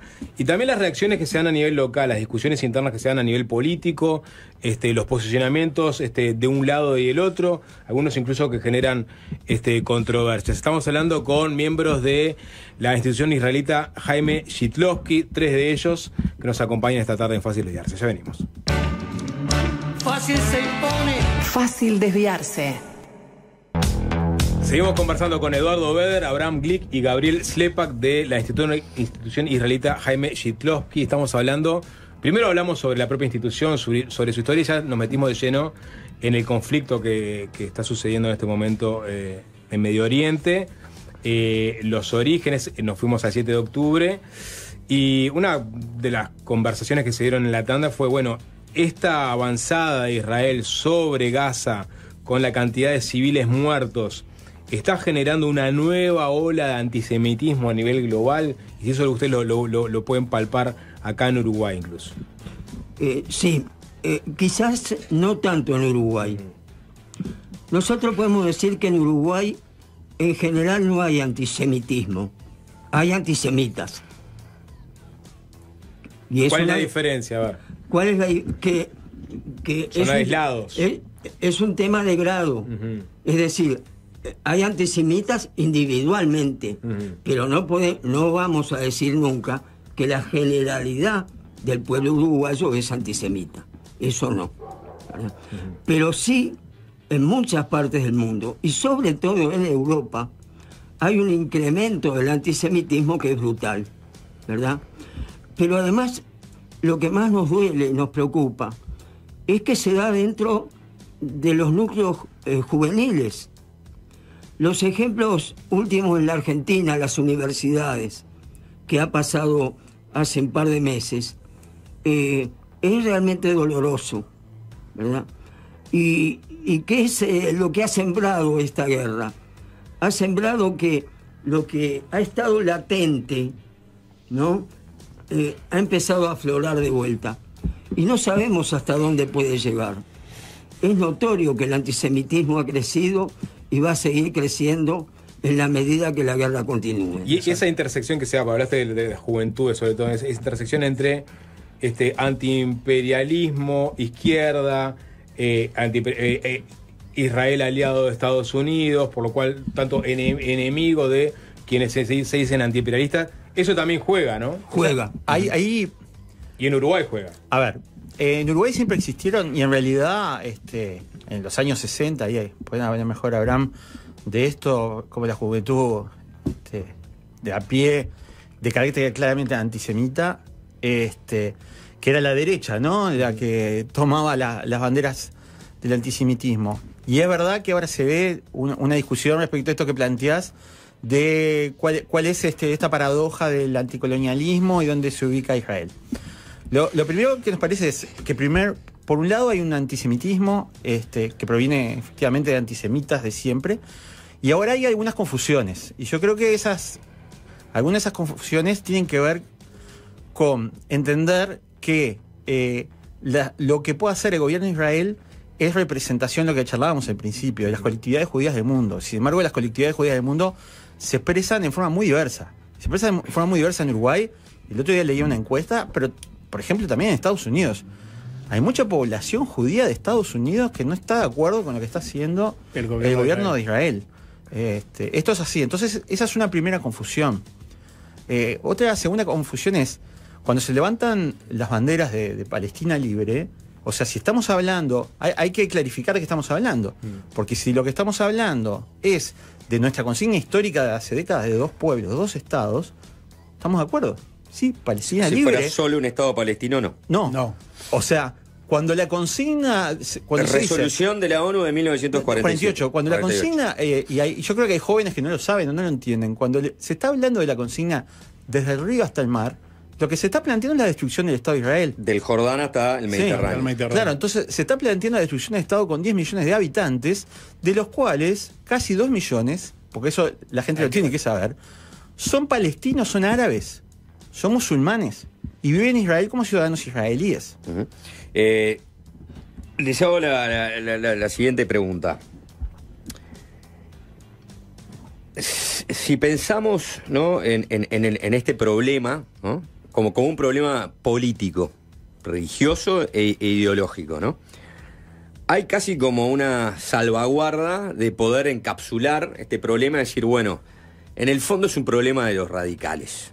Es un problema de dos concepciones que son bastante antagónicas. Pero si repasamos los hechos con una película un poco más larga, también vamos a ver que los progresistas fracasaron estrepitosamente, y capaz que porque también eran parte o víctimas, ¿no?, del discurso fundamentalista radical. Pero uno piensa en Isaac Rabin y piensa, ahí tenés a alguien del Partido Laborista Israelí, que podemos definir como la izquierda o como la socialdemocracia, pero él se crió en la defensa, él se crió en la Haganá, él formó parte de eso, ¿no? Él luchó, de hecho la Haganá fue considerada por los británicos también como una organización terrorista en su momento, ¿no? Como ahora mismo se considera a Hamas. Entonces, pregunto, ¿no es más difícil todavía el problema o esto es también parte, ¿no?, del hecho que los fundamentalistas terminen primando, inclusive cuando las decisiones las toman gobiernos progresistas? No, yo lo que simplemente te quería agregar, vos mismo lo decís, o sea, hubieron momentos en la historia en la cual se firmaron la paz con sus vecinos, o sea que ese camino está abierto y se puede llegar a lograr, ¿tá? Ahora, cuando vos tenés un gobierno como el que tenés hoy, donde está Netanyahu con sus compañeros de fórmula que son ultra ortodoxos, no hay con quién hablar tampoco. O sea, el camino a la paz existe, está comprobado en su historia. El tema es buscar esos caminos con los otros protagonistas de este conflicto. No hay buenos interlocutores en el momento. Con Hamas no. Y con Netanyahu tampoco. No. Y con Netanyahu tampoco, exactamente. Por algo el mismo pueblo israelí está manifestando todos los fines de semana de 100 a 200.000 personas que quieren que se hagan elecciones ya, que se vaya este hombre. Porque no ha resuelto el conflicto y no ha resuelto el tema de los secuestrados. Pero Israel no deja de ser una democracia representativa que elige a sus presidentes, y en este momento la sensibilidad en Israel le da la derecha, vale la redundancia, a Netanyahu. Gabriel, y después a Abraham, ¿qué quiere decir también? Bueno, recordemos también la historia que pasa con estos gobiernos elegidos inicialmente de forma legítima, ¿no? A través de la historia. Nosotros también los judíos tenemos recuerdo de esto. Y un poco para repasarlo, lo que decía Juanchi, vinculado a Rabin. O sea, Rabin, en el medio del proceso de paz, es asesinado por un extremista, digo porque no todos tienen por qué manejar la información, por un extremista israelí, judío, por los procesos de paz, no por un extremista palestino. Entonces cada vez que hubo iniciativas por la paz, de un lado y del otro, los grupos extremistas intentaron boicotearlo y lo hicieron de hecho. Y de esa forma fue efectivamente disminuyendo la fuerza y potencia de los grupos que estaban por la paz y los grupos más moderados. El panorama es muy sombrío, porque hace más de 50 años que estamos en la misma, y quizás ahora se ha empeorado. Entonces, cuando está el componente religioso fundamentalista en el medio de todo esto, es muy difícil. Nosotros y los partidarios de la paz judíos no debemos bajar los brazos. La iniciativa de 2 países, 2 estados, tiene que seguir siendo la única solución para este conflicto. El gran problema es cómo lograrlo, cuando de un lado y del otro las fuerzas se oponen y combaten esta posibilidad. Mientras del lado palestino se siga sembrando en las escuelas y en las universidades el odio hacia Israel, y del lado judío se siga sembrando el odio hacia Hamas y los terroristas árabes, va a ser muy difícil encontrar un punto en el cual se pueda llegar a un acuerdo. Eso es lo lamentable. Que no debemos bajar los brazos, no debemos hacerlo. Que la solución es esta, pero mientras siga primando la lógica de la guerra en lugar de la lógica de la paz, va a ser muy difícil. Pero sigue primando cierta inevitabilidad sobre la reacción bélica ante la agresión, ¿no? En este caso tuvimos de Hamas hacia Israel. Hoy leía una columna de Saúl Gilvich, alguien muy conocido de la colectividad, citando a Golda Meir, ¿no?, la primera ministra. que Golda Meir en su momento dijo: cuando llegue la paz, tal vez con el tiempo podamos perdonar a los árabes por matar a nuestros hijos, pero nos resultará más difícil perdonarlos por habernos obligado a matar a sus hijos. ¿Se entiende? Perfectamente, sí, claro, ¿no? La frase, o sea, nos obligan a esto, nos obligan a estos 30.000 civiles muertos. No nos queda otra. Sí. ¿Qué dicen a ese conflicto interno que manejan muchas personas que viven en Israel? Nosotros entendemos los sentimientos ante el ataque, pero, y esto incluye a judíos y palestinos, no somos animales, porque hay veces que para descalificar el otro no es lo suficientemente racional para responder a este ataque de una forma humana y pacífica. Y sin embargo, nosotros seguimos creyendo y trabajamos por eso, para que esto no sea inevitable, por más que sea lo que suceda. Nosotros trabajamos con jóvenes, nosotros trabajamos con niños. Tratamos en Uruguay, por lo menos Uruguay ha sido un país siempre, históricamente, un país de democracia, por eso nuestros abuelos vinieron al Uruguay. Es un país de democracia, de negociación. Se le han puesto mi nombre de la Suiza de América o de las medianías. Y si hay algo que nosotros tenemos para aportar, es un grano de racionalidad y de reflexión y no ser guiados por el odio. ¿Cómo evaluaron la posición del gobierno uruguayo en torno al conflicto? Ha sido... O sea, las distintas posiciones han sido ambiguas. Tenues. O sea, obviamente nosotros los primeros pronunciamientos, en general de las fuerzas políticas, han sido siempre, que es lo que nosotros sentimos y es algo que nos duele en general, que es que siempre intentando de ver dónde está el bueno y dónde está el malo, ¿no? Siempre buscando, a ver, ¿no? ¿De qué lado me tengo que poner, no? ¿A qué rebaño tengo que seguir? Y nosotros decimos que acá todo lo que pasa es un horror, y que lo que hay que buscar es soluciones y dar discursos de paz. Siempre está buscando esto tuvieron la culpa o esto, y charlamos creo que en la tanda, que esto se remonta al 48, pero antes del 48, ya antes del 48 habían conviviendo en esas zonas del planeta poblaciones judías y poblaciones palestinas. Esos dos pueblos son hermanos y están predestinados a vivir como hermanos. Entonces, aunque parezca utópica nuestra posición, vamos a seguir luchando por lo mismo. ¿No hay unos más malos que otros? No pasa por ahí. No pasa por ahí. ¿Me permitís que lea una cosa cortita de una compañera nuestra que vive en Israel? Porque es un testimonio, ¿verdad? En este caso, Mirta Levin dice: en Gaza, cientos de miles de personas están al borde de una hambruna masiva. Esto lo escribí hace un par de meses.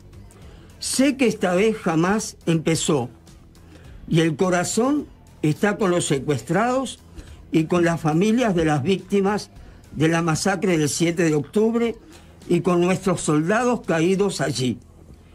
Pero las fotos y los videos de niños en Gaza pidiendo comida describen una realidad y un sufrimiento insoportable.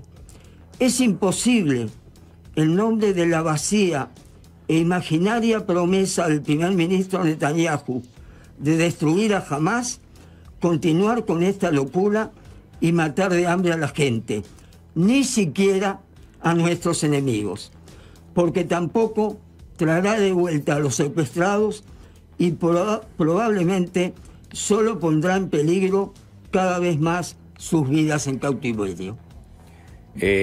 La Corte Internacional de Justicia de La Haya está investigando a Israel por acusaciones plausibles, por decirlo de alguna manera, de genocidio contra los palestinos, en un caso que fue presentado por Sudáfrica.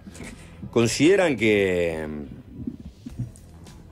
va en el sentido correcto, por ejemplo, esta denuncia, que se está practicando un genocidio por parte de Israel? O sea, no hemos, o sea, todo lo que está pasando obviamente remite a qué nombre le ponemos a esto, ¿no? Nosotros no hemos calificado esto como genocidio, pero sí como horror, como masacre, porque, a ver, el tema es la construcción de...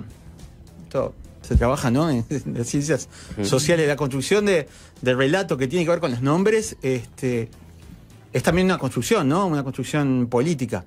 Nosotros siempre en la Segunda Guerra Mundial hablamos de genocidio en el sentido del asesinato de las personas por su condición ¿no? genética, no por su condición de tal, como judíos, en la Segunda Guerra Mundial. Acá lo que hay es un elemento territorial en pugna, ¿verdad? Porque no hay un elemento de represión interna en el propio Israel del asesinato masivo del pueblo palestino que forma parte de su país y de la ciudadanía israelí. O sea, esto no está ocurriendo hasta el momento y ojalá nunca ocurra. No entendemos que se ha llegado a ese nivel, pero eso no nos quita, digamos, el tono, el dolor, ¿no? O la crítica. Sí, o la crítica que nos cabe a nosotros. Y se decía, bueno, y nosotros tenemos que hacer esto nos pasó.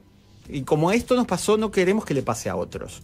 Cuando uno, para matar al monstruo, se convierte en un monstruo, está en problemas. Y eso es un poco lo que queríamos transmitir. Incluso queríamos pasar, es un aviso y un anuncio. Nosotros, por ejemplo, el 28 de abril conmemoramos el levantamiento del gueto de Varsovia, la principal insurrección judía en los guetos judíos en Europa. No la única, pero sí la principal.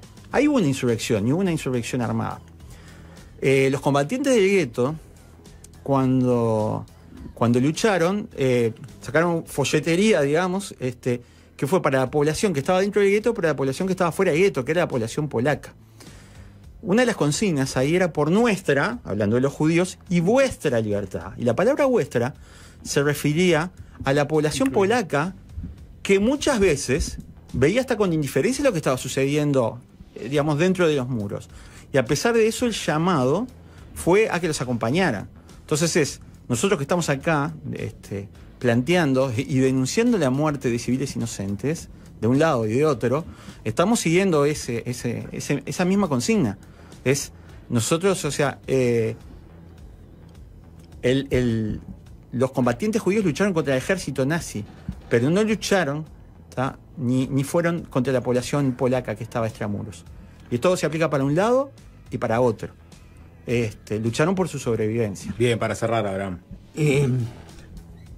Yo te pido, en cuanto a tu pregunta, y también a los oyentes, si yo les leo cuál es la definición etimológica de genocidio, es la siguiente: exterminación sistemática de un pueblo, una nación o cualquier otro grupo humano.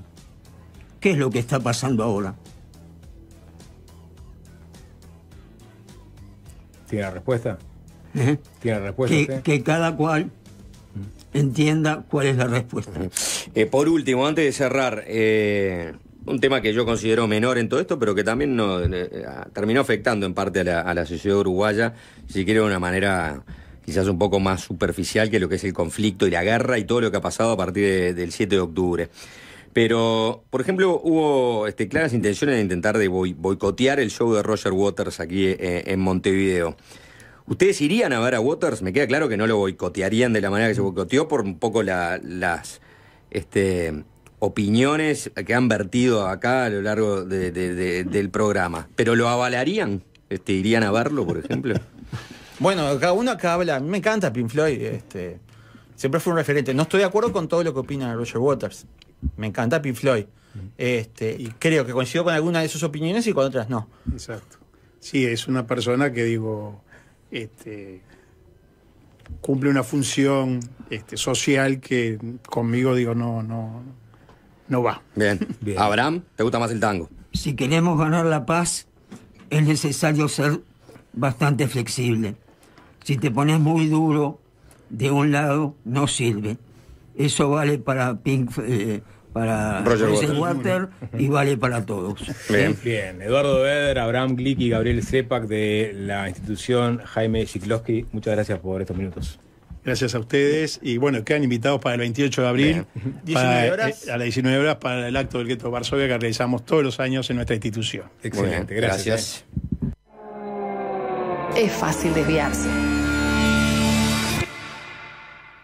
20 minutos pasan de las 18 horas y volvemos con equipo completo. a la mesa de trabajo de Fácil Desviarse. ¿Se acuerdan de aquella canción Tecno? Que el único gritito que había uno que era Ecuador. Sí, claro. Un clásico de la noche Tecno noventosa. ¿Quién ¿no? era esa? No sé de qué está hablando. Ecuador. ¿Te acordás, Alvin? Vos sí te tenés claro. que acordar. Marcha de los 90. Era una marcha bien noventosa, era Tecno, y lo único que te arrancaba con una frase de algo, no sé qué, en un ¿Yo momento dónde decía, estaba ahí? ¿Vos, No, Nico? seguro que no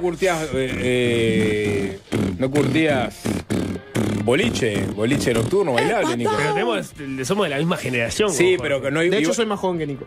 Pero Somos de la misma generación con Jorge. Jorge es más montevideano que vos, Nico.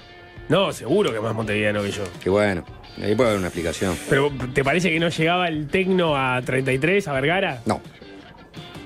Llegaba con mucho delay. Ponele que llegaría 5 años Jorge más tarde. puede recordar lo de sus hermano mayor, Yo no tengo hermanos mayores, eso. que escuchaba, por ejemplo, la radio y sonaba eso. Yo qué sé, estoy tratando Sí, está bien. de buscar explicaciones. buscar explicaciones. Bueno, lo que tienen que buscar. Opa, Ese está. Claro. Esta línea era icónica. Icónica. Y ahora tiene un gritito que es Ecuador. Ecuador. Claro, sí, sí. chao. Es mi única referencia de Ecuador como para tirar para presentar ¿Sabes? el tema. El delfín, claro. Bueno, el Sash. S-A-S-H, signo de exclamación. Sash. Ese era el nombre de la banda. Muy parecido al sapo. Sash. El sapo Sash. Y la canción se llamaba Ecuador. Ecuador, que últimamente nos trae con noticias. El nuevo de la atención. conflicto regional, el nuevo conflicto entre estados en el continente americano es el que estamos teniendo entre Ecuador y México después de que el viernes hubo efectivos policiales o de la fuerza de seguridad de ese país, de Ecuador, ingresaran por asalto, hay que decirlo, ¿no? Un operativo que prácticamente ingresaron a la Embajada de México en Quito para llevarse a Jorge Glass. ¿Quién es Jorge Glass Espinel? Bueno, es un ex vicepresidente de Ecuador que estaba refugiado, había pedido asilo en la Embajada mexicana. Es ex vicepresidente de Rafael Correa, pero también fue ex vicepresidente de Lenín Moreno, hasta que las acusaciones por actos de corrupción relacionados con dos cosas, con las coimas de Odebrecht, ¿no?, en Ecuador, como hubieron coimas de Odebrecht en todo el continente americano, y por los fondos que administró para atender los problemas que generó un terremoto en Ecuador en el año, no me acuerdo si fue 2013 o bueno, más o menos por ahí. Esta persona fue a la justicia, fue acusada, le dieron 8 años de prisión. Cuando estaba cumpliendo casi la mitad de la pena, a través de una habeas corpus logró salir en libertad condicional, y fue ahí que se termina pidiendo asilo político y refugiando justamente en la embajada mexicana. Desde hace un tiempo que Jorge Glass estaba ahí y el gobierno de Ecuador reclamaba que, se lo entregasen a las autoridades de ese país para que pudiera, ir a la justicia obviamente a enfrentar otros juicios pendientes que tiene por caso de corrupción. Claro, Lo que pasa él marcha en cana por Odebrecht, por la constructora brasileña. A través de una habeas corpus logra la libertad condicional, pero es citado a fines del año pasado por el caso de la provincia de Manabí, por el terremoto, por el eventual manejo fraudulento de fondos. O sea, la justicia vuelve a investigarlo, a citarlo, y ahí es donde decide.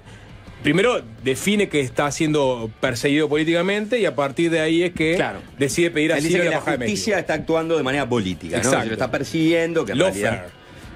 bueno, exactamente. Entonces, y ahí logra el asilo político por parte de México, hasta que, este viernes ingresó un grupo de la Fuerza de Seguridad de Ecuador, se lo llevan a Jorge Glass, y genera este conflicto que terminó con el rompimiento de relaciones entre Ecuador y México, obviamente, y el pronunciamiento de, casi todos los gobiernos de la región a partir de esta violación de los tratados internacionales en las que incurrió el gobierno de Ecuador. Está el testimonio del diplomático. Él estaba hacía unos meses ahí en la Embajada de México esperando a ver si México definía o no darle asilo político. Cuando México decide darle asilo político es que las autoridades de Ecuador deciden entrar a la embajada y sacarlo, ¿no? Sí. Ahí hoy recibí la Embajada de Ecuador en Uruguay, dio a conocer la versión oficial del gobierno ecuatoriano, ¿no?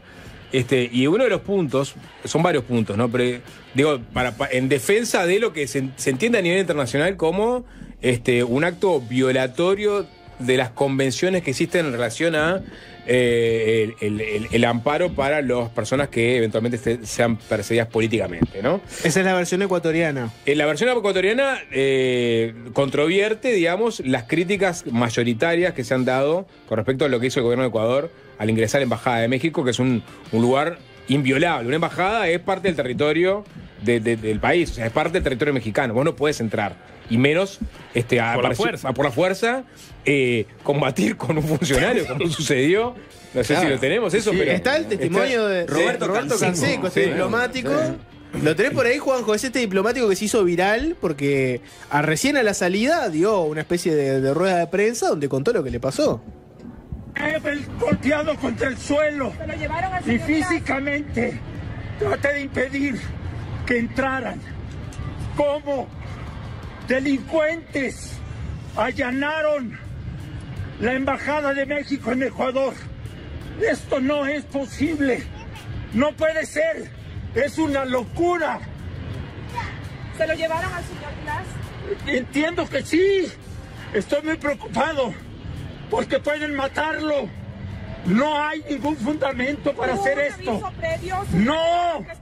Esto es totalmente fuera de toda norma.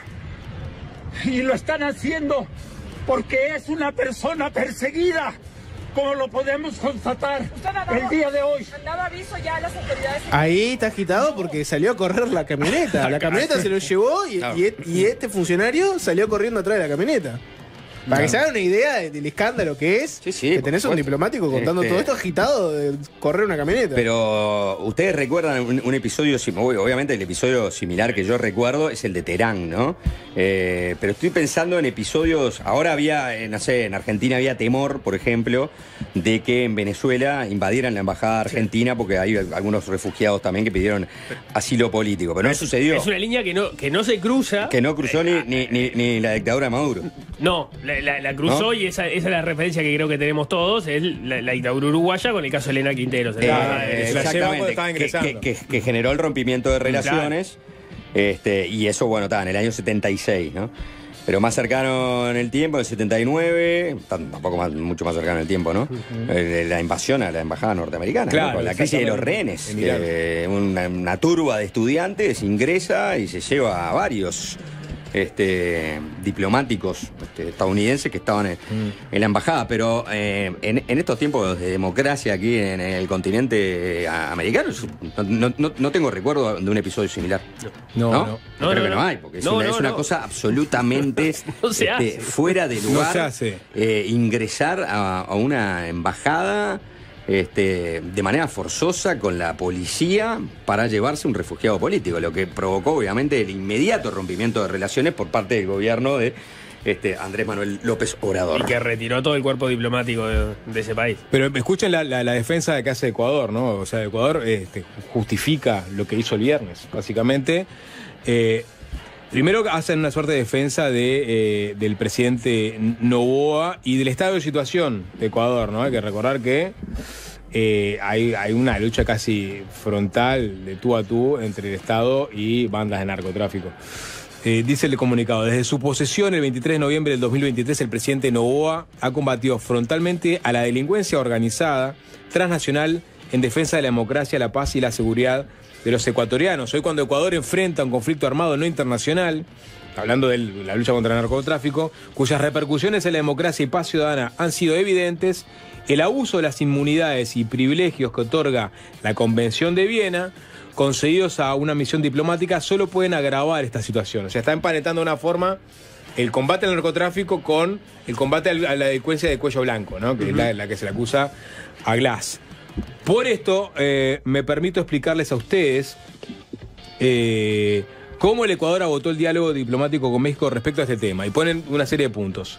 El ciudadano Jorge Glass Espinel se presentó el 17 de diciembre de 2023 en la Embajada de México y esta le recibió en calidad de huésped. Posteriormente pasó a ser considerado solicitante de asilo. El mencionado ciudadano, sobre el cual pesan 2 sentencias ejecutoriadas por delincuencia común, quien tenía una medida cautelar con la obligación de presentarse periódicamente ante la autoridad judicial, de ninguna manera puede ser considerado como un perseguido político, religioso o étnico. Claro, porque eso es una excepcionalidad a veces a la solicitación de asilo, es que tú estés condenado por o requerido por delitos comunes. Ahí está, ahí viene dice, la embajada mexicana al recibir al señor Glass contribuyó a que se incumpla con la obligación de presentarse semanalmente ante la autoridad judicial, afectando a las instituciones democráticas del Ecuador, contraviniendo claramente el principio fundamental de no intervención en los asuntos internos de otros estados. La Cancillería remitió oportunamente a la Embajada de México toda la información proporcionada por la Corte Nacional de Justicia y la Fiscalía General del Estado sobre las sentencias condenatorias dictadas por los delitos de asociación ilícita y de cohecho, así como la orden de captura dispuesta en su contra por delito de peculado. El Ecuador expresó a la Embajada de México a través de reiteradas comunicaciones y reuniones oficiales que no procede de manera alguna la concesión de asilo diplomático al señor Glass, en virtud de lo dispuesto en el artículo 3 de la Convención de Caracas sobre asilo diplomático de 1954 y el artículo 1 de la Convención de Montevideo sobre asilo político de 1933, que establecen claramente que no es lícito conceder asilo a personas condenadas o procesadas por delitos comunes y por tribunales ordinarios competentes.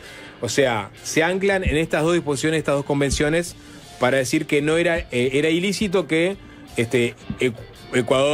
México cobijara a Glass, ¿no? Y le diera un asilo.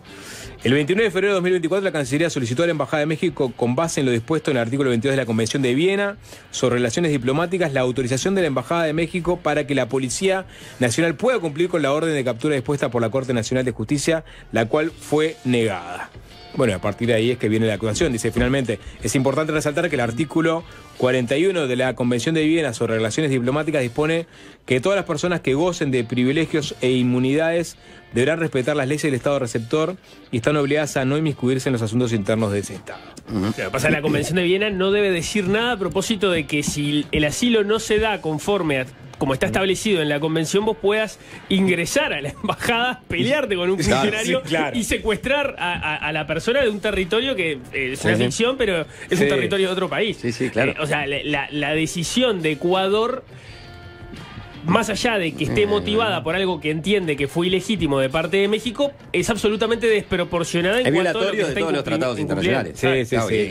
Y en ese sentido fue condenado por todos los países de la región. O sea, con mayor velocidad y con menor o mayor dureza, dependiendo el gobierno de cada país, pero todos fueron sobre lo mismo, ¿no? Todos le recriminaron a Ecuador el haber incumplido los tratados internacionales y de haber hecho una acción injustificada, violatoria de esos tratados al ingresar por la fuerza a la embajada mexicana. De todas maneras, también tuvo su disputa local, ¿no? Por ejemplo, Uruguay condenó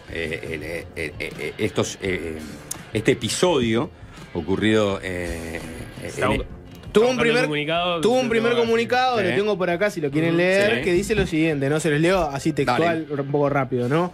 Dice, Uruguay lamenta profundamente los hechos acaecidos en las últimas horas en Ecuador, que han afectado las relaciones entre dos naciones hermanas, así como el respeto a las normas fundamentales del derecho internacional y para la convivencia pacífica entre naciones latinoamericanas. El pasado 28 de marzo, al conmemorarse el 70 aniversario de la Convención de Caracas sobre el asilo diplomático, Uruguay destacó la importancia de ese instituto legal en la larga tradición de América Latina, alentó a los estados a reafirmarla, a respetarla. Ahí sigue un poco con ese evento. Y lo que dice es lo siguiente, ¿no? Les leo. Por otro lado, es importante señalar que respetar la Convención de Caracas se aplica tanto para el Estado territorial como para el asilante, quien deberá tener especialmente en cuenta que en casos no correspondería conceder asilo diplomático, incluyendo las personas procesadas por delitos comunes. No obstante, existen mecanismos para manejar esas situaciones que en ningún caso justifican el ingreso por la fuerza a la misión diplomática.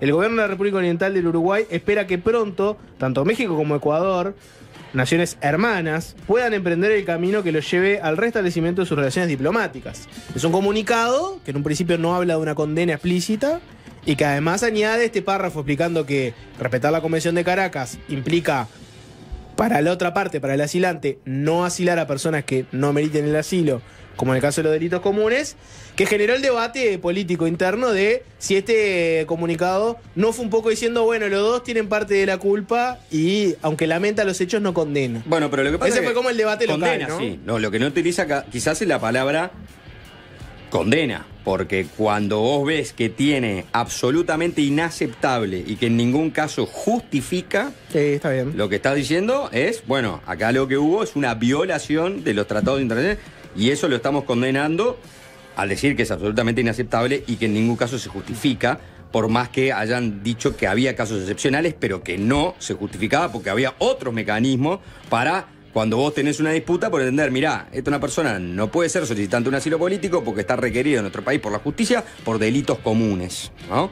Está bien, puede haber una discusión sobre eso, pero de ninguna manera, que es lo que dice un poco el comunicado de Uruguay, se justifica que vos ingreses a una embajada forzosamente y viole los tratados internacionales que hay al respecto, ¿no? Me parece que en ese sentido es claro sobre el asunto. Ahora, te puede gustar más o menos, o pretender que el comunicado fuese más duro todavía. Lo que resolvió la Cancillería uruguaya fue ir por el camino de hacer un llamamiento a los dos países a que busquen solucionar el tema mediante el diálogo, ¿no? Claro, digo, yo me pierdo a veces en los matices de la jerga diplomática y cuánto pesa cada palabra, ¿no? Si la palabra condena y la palabra lamentamos son esencialmente distintas, quizás lo sean, yo ahí lo que sí digo que, entendiendo español y pensando cuál es la discusión que está planteada, Ecuador dice era ilegítimo darle asilo y por eso entramos y lo sacamos, y México dice no podían entrar acá bajo ninguna circunstancia. Leyendo el comunicado queda claro que la posición de Uruguay es que Ecuador nunca debió haber entrado a buscar al ex vicepresidente a la Embajada de México, y ninguna de las razones que está escribiendo Ecuador son causa suficiente para violentar eso. Después está la discusión sobre si México había estado bien o no en darle asilo, y ahí, porque tampoco... Está bien, Uruguay no se mete en eso, ¿no? Claro, porque no lo lauda, lo señala diciendo... sea cual sea las razones que ustedes entienden que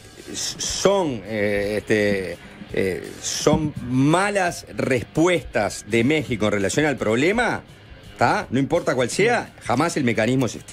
O sea, hay otros mecanismos para tratar de solucionar eso, pero jamás es violar los tratados e ingresar a una embajada. Avanza sobre que los delitos comunes no deben ser, no están dentro de las causales para el asilo, pero no es la posición de México. Exacto, pero aparte dicen, no obstante, más allá que existen esto de que no es condición suficiente. No es excusa. Es inaceptable o no se justifica en ningún caso haber procedido en la manera que... Su desconocimiento resulta absolutamente inaceptable y, no obstante, existen mecanismos para manejar estas situaciones que en ningún caso justifican el ingreso por la fuerza de la misión diplomática. Exacto. O sea, aún entendiendo que esto se dio un asilo que no se debía, no son los mecanismos con los cuales dirimir una situación como esta. Ese mismo día, Nicolás Albertoni, que es el subsecretario de Relaciones Exteriores de Uruguay, hizo un tuit, se los leo, que dice: a pedido del ministro Omar Paganini, me comuniqué con mi par de México para manifestar nuestra condena a la violación de la Convención de Viena de Relaciones Diplomáticas por parte de la Fuerza de Seguridad de Ecuador en su embajada en Quito y manifestar nuestra solidaridad. O sea, más allá de este comentario, igual hubo un comunicado, una comunicación oficial donde Uruguay le manifestó su condena por los hechos, ¿no? Sí, bueno, hubo reacciones acá. Por ejemplo, Yamandú Orsi señaló que lo que busca el comunicado de Cancillería es tratar de repartir responsabilidades. Pidió ser más claro, en especial si a esa combinación de empuje autoritario que implica el violentar una embajada, uno le agrega la situación de fondo que tiene Ecuador con el narcotráfico. Yo no creo que leímos acá el comunicado y no creo que reparte responsabilidades. Hace un llamamiento al diálogo de ambos países, ¿no? pero queda claro que dice que el que violó los tratados internacionales y que a pesar de que existen excepcionalidades en relación al delito común, eso es injustificable en todos los casos. Bueno, parece que puso el foco en condenar la acción que tomó Ecuador, pero no reparte responsabilidades, no dice, bueno, México debería reflexionar sobre la solicitud, ¿no?, o sobre el pedido de Ecuador, sino que hace un llamamiento a que ambos países resuelvan esto mediante el diálogo, ¿no? Sí, claro. Que bueno, eso es... Porque además, digamos, sin entrar en el fondo del asunto... Puede ser más duro el comunicado, vos siempre lo podés hacer más duro el comunicado, ¿no? Poniendo palabras, yo qué sé, el comunicado de Brasil no dice nada muy diferente del de Uruguay, pero claro, viene con otro tono. Dice, el gobierno brasilero condena en los términos más firmes, ¿no? Bueno, un poco la terminología. Condena en ¿no? los términos más firmes, claro, versus lamenta los hechos que son inaceptables. No, de acción emprendida es mucho por más las fuerte fuerzas esto, policiales, ¿no? Que es violatorio de la Convención de Viena. Y bueno, dice, a medida llegada a cabo por el gobierno ecuatoriano, constituye un grave precedente, ¿no?, habiendo ser objeto de enérgico repudio cualquiera que sea la justificación que se diga para su realización, ¿no? El gobierno brasileño manifiesta finalmente su solidaridad con el gobierno mexicano. Acá tenés un tono distinto, ¿no? Es solidaridad con el gobierno mexicano, condena en términos más firmes, y que no hay excusa, ¿no?, que justifique esta acción. Y no hay un párrafo diciendo, bueno, también no hay que albergar gente que tenga no, porque hay una causa discusión por de delitos fondo que es más comunes. interesante, que es ver si efectivamente, por un lado, Glass es una persona a la cual se le tendría que dar asilo político porque es un perseguido político del actual gobierno de Ecuador o no. O si esto empiezan a tasar otras cosas, que es las malas relaciones entre Noboa y López Obrador y los cruces retóricos y cómo se le quitó la confianza al embajador de México, y eso hizo que supuestamente, según Ecuador, automáticamente se le diera asilo político a Glass. Es una discusión interesante, sin duda. Lo que pasa es que lo que pasó el viernes es al margen de esa discusión, ¿no? Absolutamente. Claro. O sea, no importa la discusión de fondo. Lo que hizo Ecuador es un atropello que violenta una de las garantías que no se violan, porque justamente en muchos países vos podés tener dirigentes políticos perseguidos a través de la justicia ordinaria que en realidad son perseguidos políticos. Y esto es una de las garantías que que da el derecho internacional para que tengan salvoconductos para poder zafar de esas situaciones. Antes de que sean evaluados. Claro, ahora estaba recordando el caso de Assange, ¿no? Y refugiado en la embajada de Ecuador en el Reino Unido. Hace unos días se estaba hablando de que la posibilidad de que hubiera un asalto a la embajada de Ecuador para llevarse a Assange. O sea, siempre están esas discusiones, pero Assange no fue el futuro. Bueno, pero lo de Assange, que fue como 7 años, más o menos, una cosa así, tiene 1000 derivas para discutir, ¿no? Digo que en el momento se discutió en el Reino Unido la posibilidad de entrar por la fuerza y sacarlo. Lo que pasa es que Assange, el tema que tenía es que perdió el apoyo justamente de Ecuador, ¿no? En un momento Ecuador le soltó la mano a Assange, que eso fue clave también para todas esas negociaciones. No tuvieron que recurrir a ese asalto.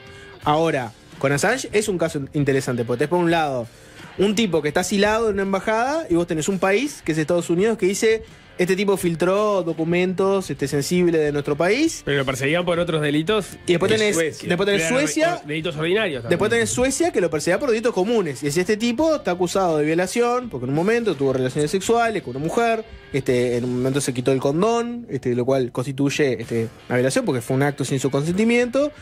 Y lo que decía Assange era: no, bueno, en realidad a mí me quieren por Wikileaks y por filtrar documentos. Esto de la violación en Suecia es una excusa para agarrarme.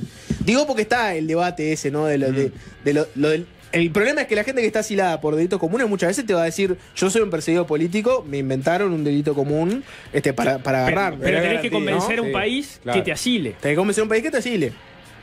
Y ahí está, y ahí es parte de la discusión que es insaldable, porque dos países van a pensar de manera distinta cuando se dan esas situaciones. En el lado fino de Ecuador dice, no, en realidad para hacernos la contra, los mexicanos le dieron asilo a Glass, porque no hay afinidad política entre ambos gobiernos. Pero lo cierto es que vos no puedes hacer eso. Claro, o sea, es pensar como que te cruzó la frontera corriendo, te cruzó la frontera corriendo, precisás la ayuda de la policía del otro lado para atraparlo. Claro, exacto. Una canción antes de la tanda. Uni, ¿tenés ahí algo? Dice que no, ¿La tanda primero? ¿Nos mandaste a la tanda? Bueno, a la tanda vamos entonces. Fácil desviarse.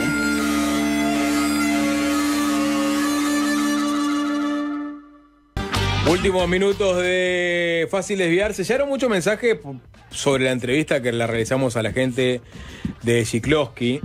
La entrevista completa va a quedar subida en breve en la página web de El Sol.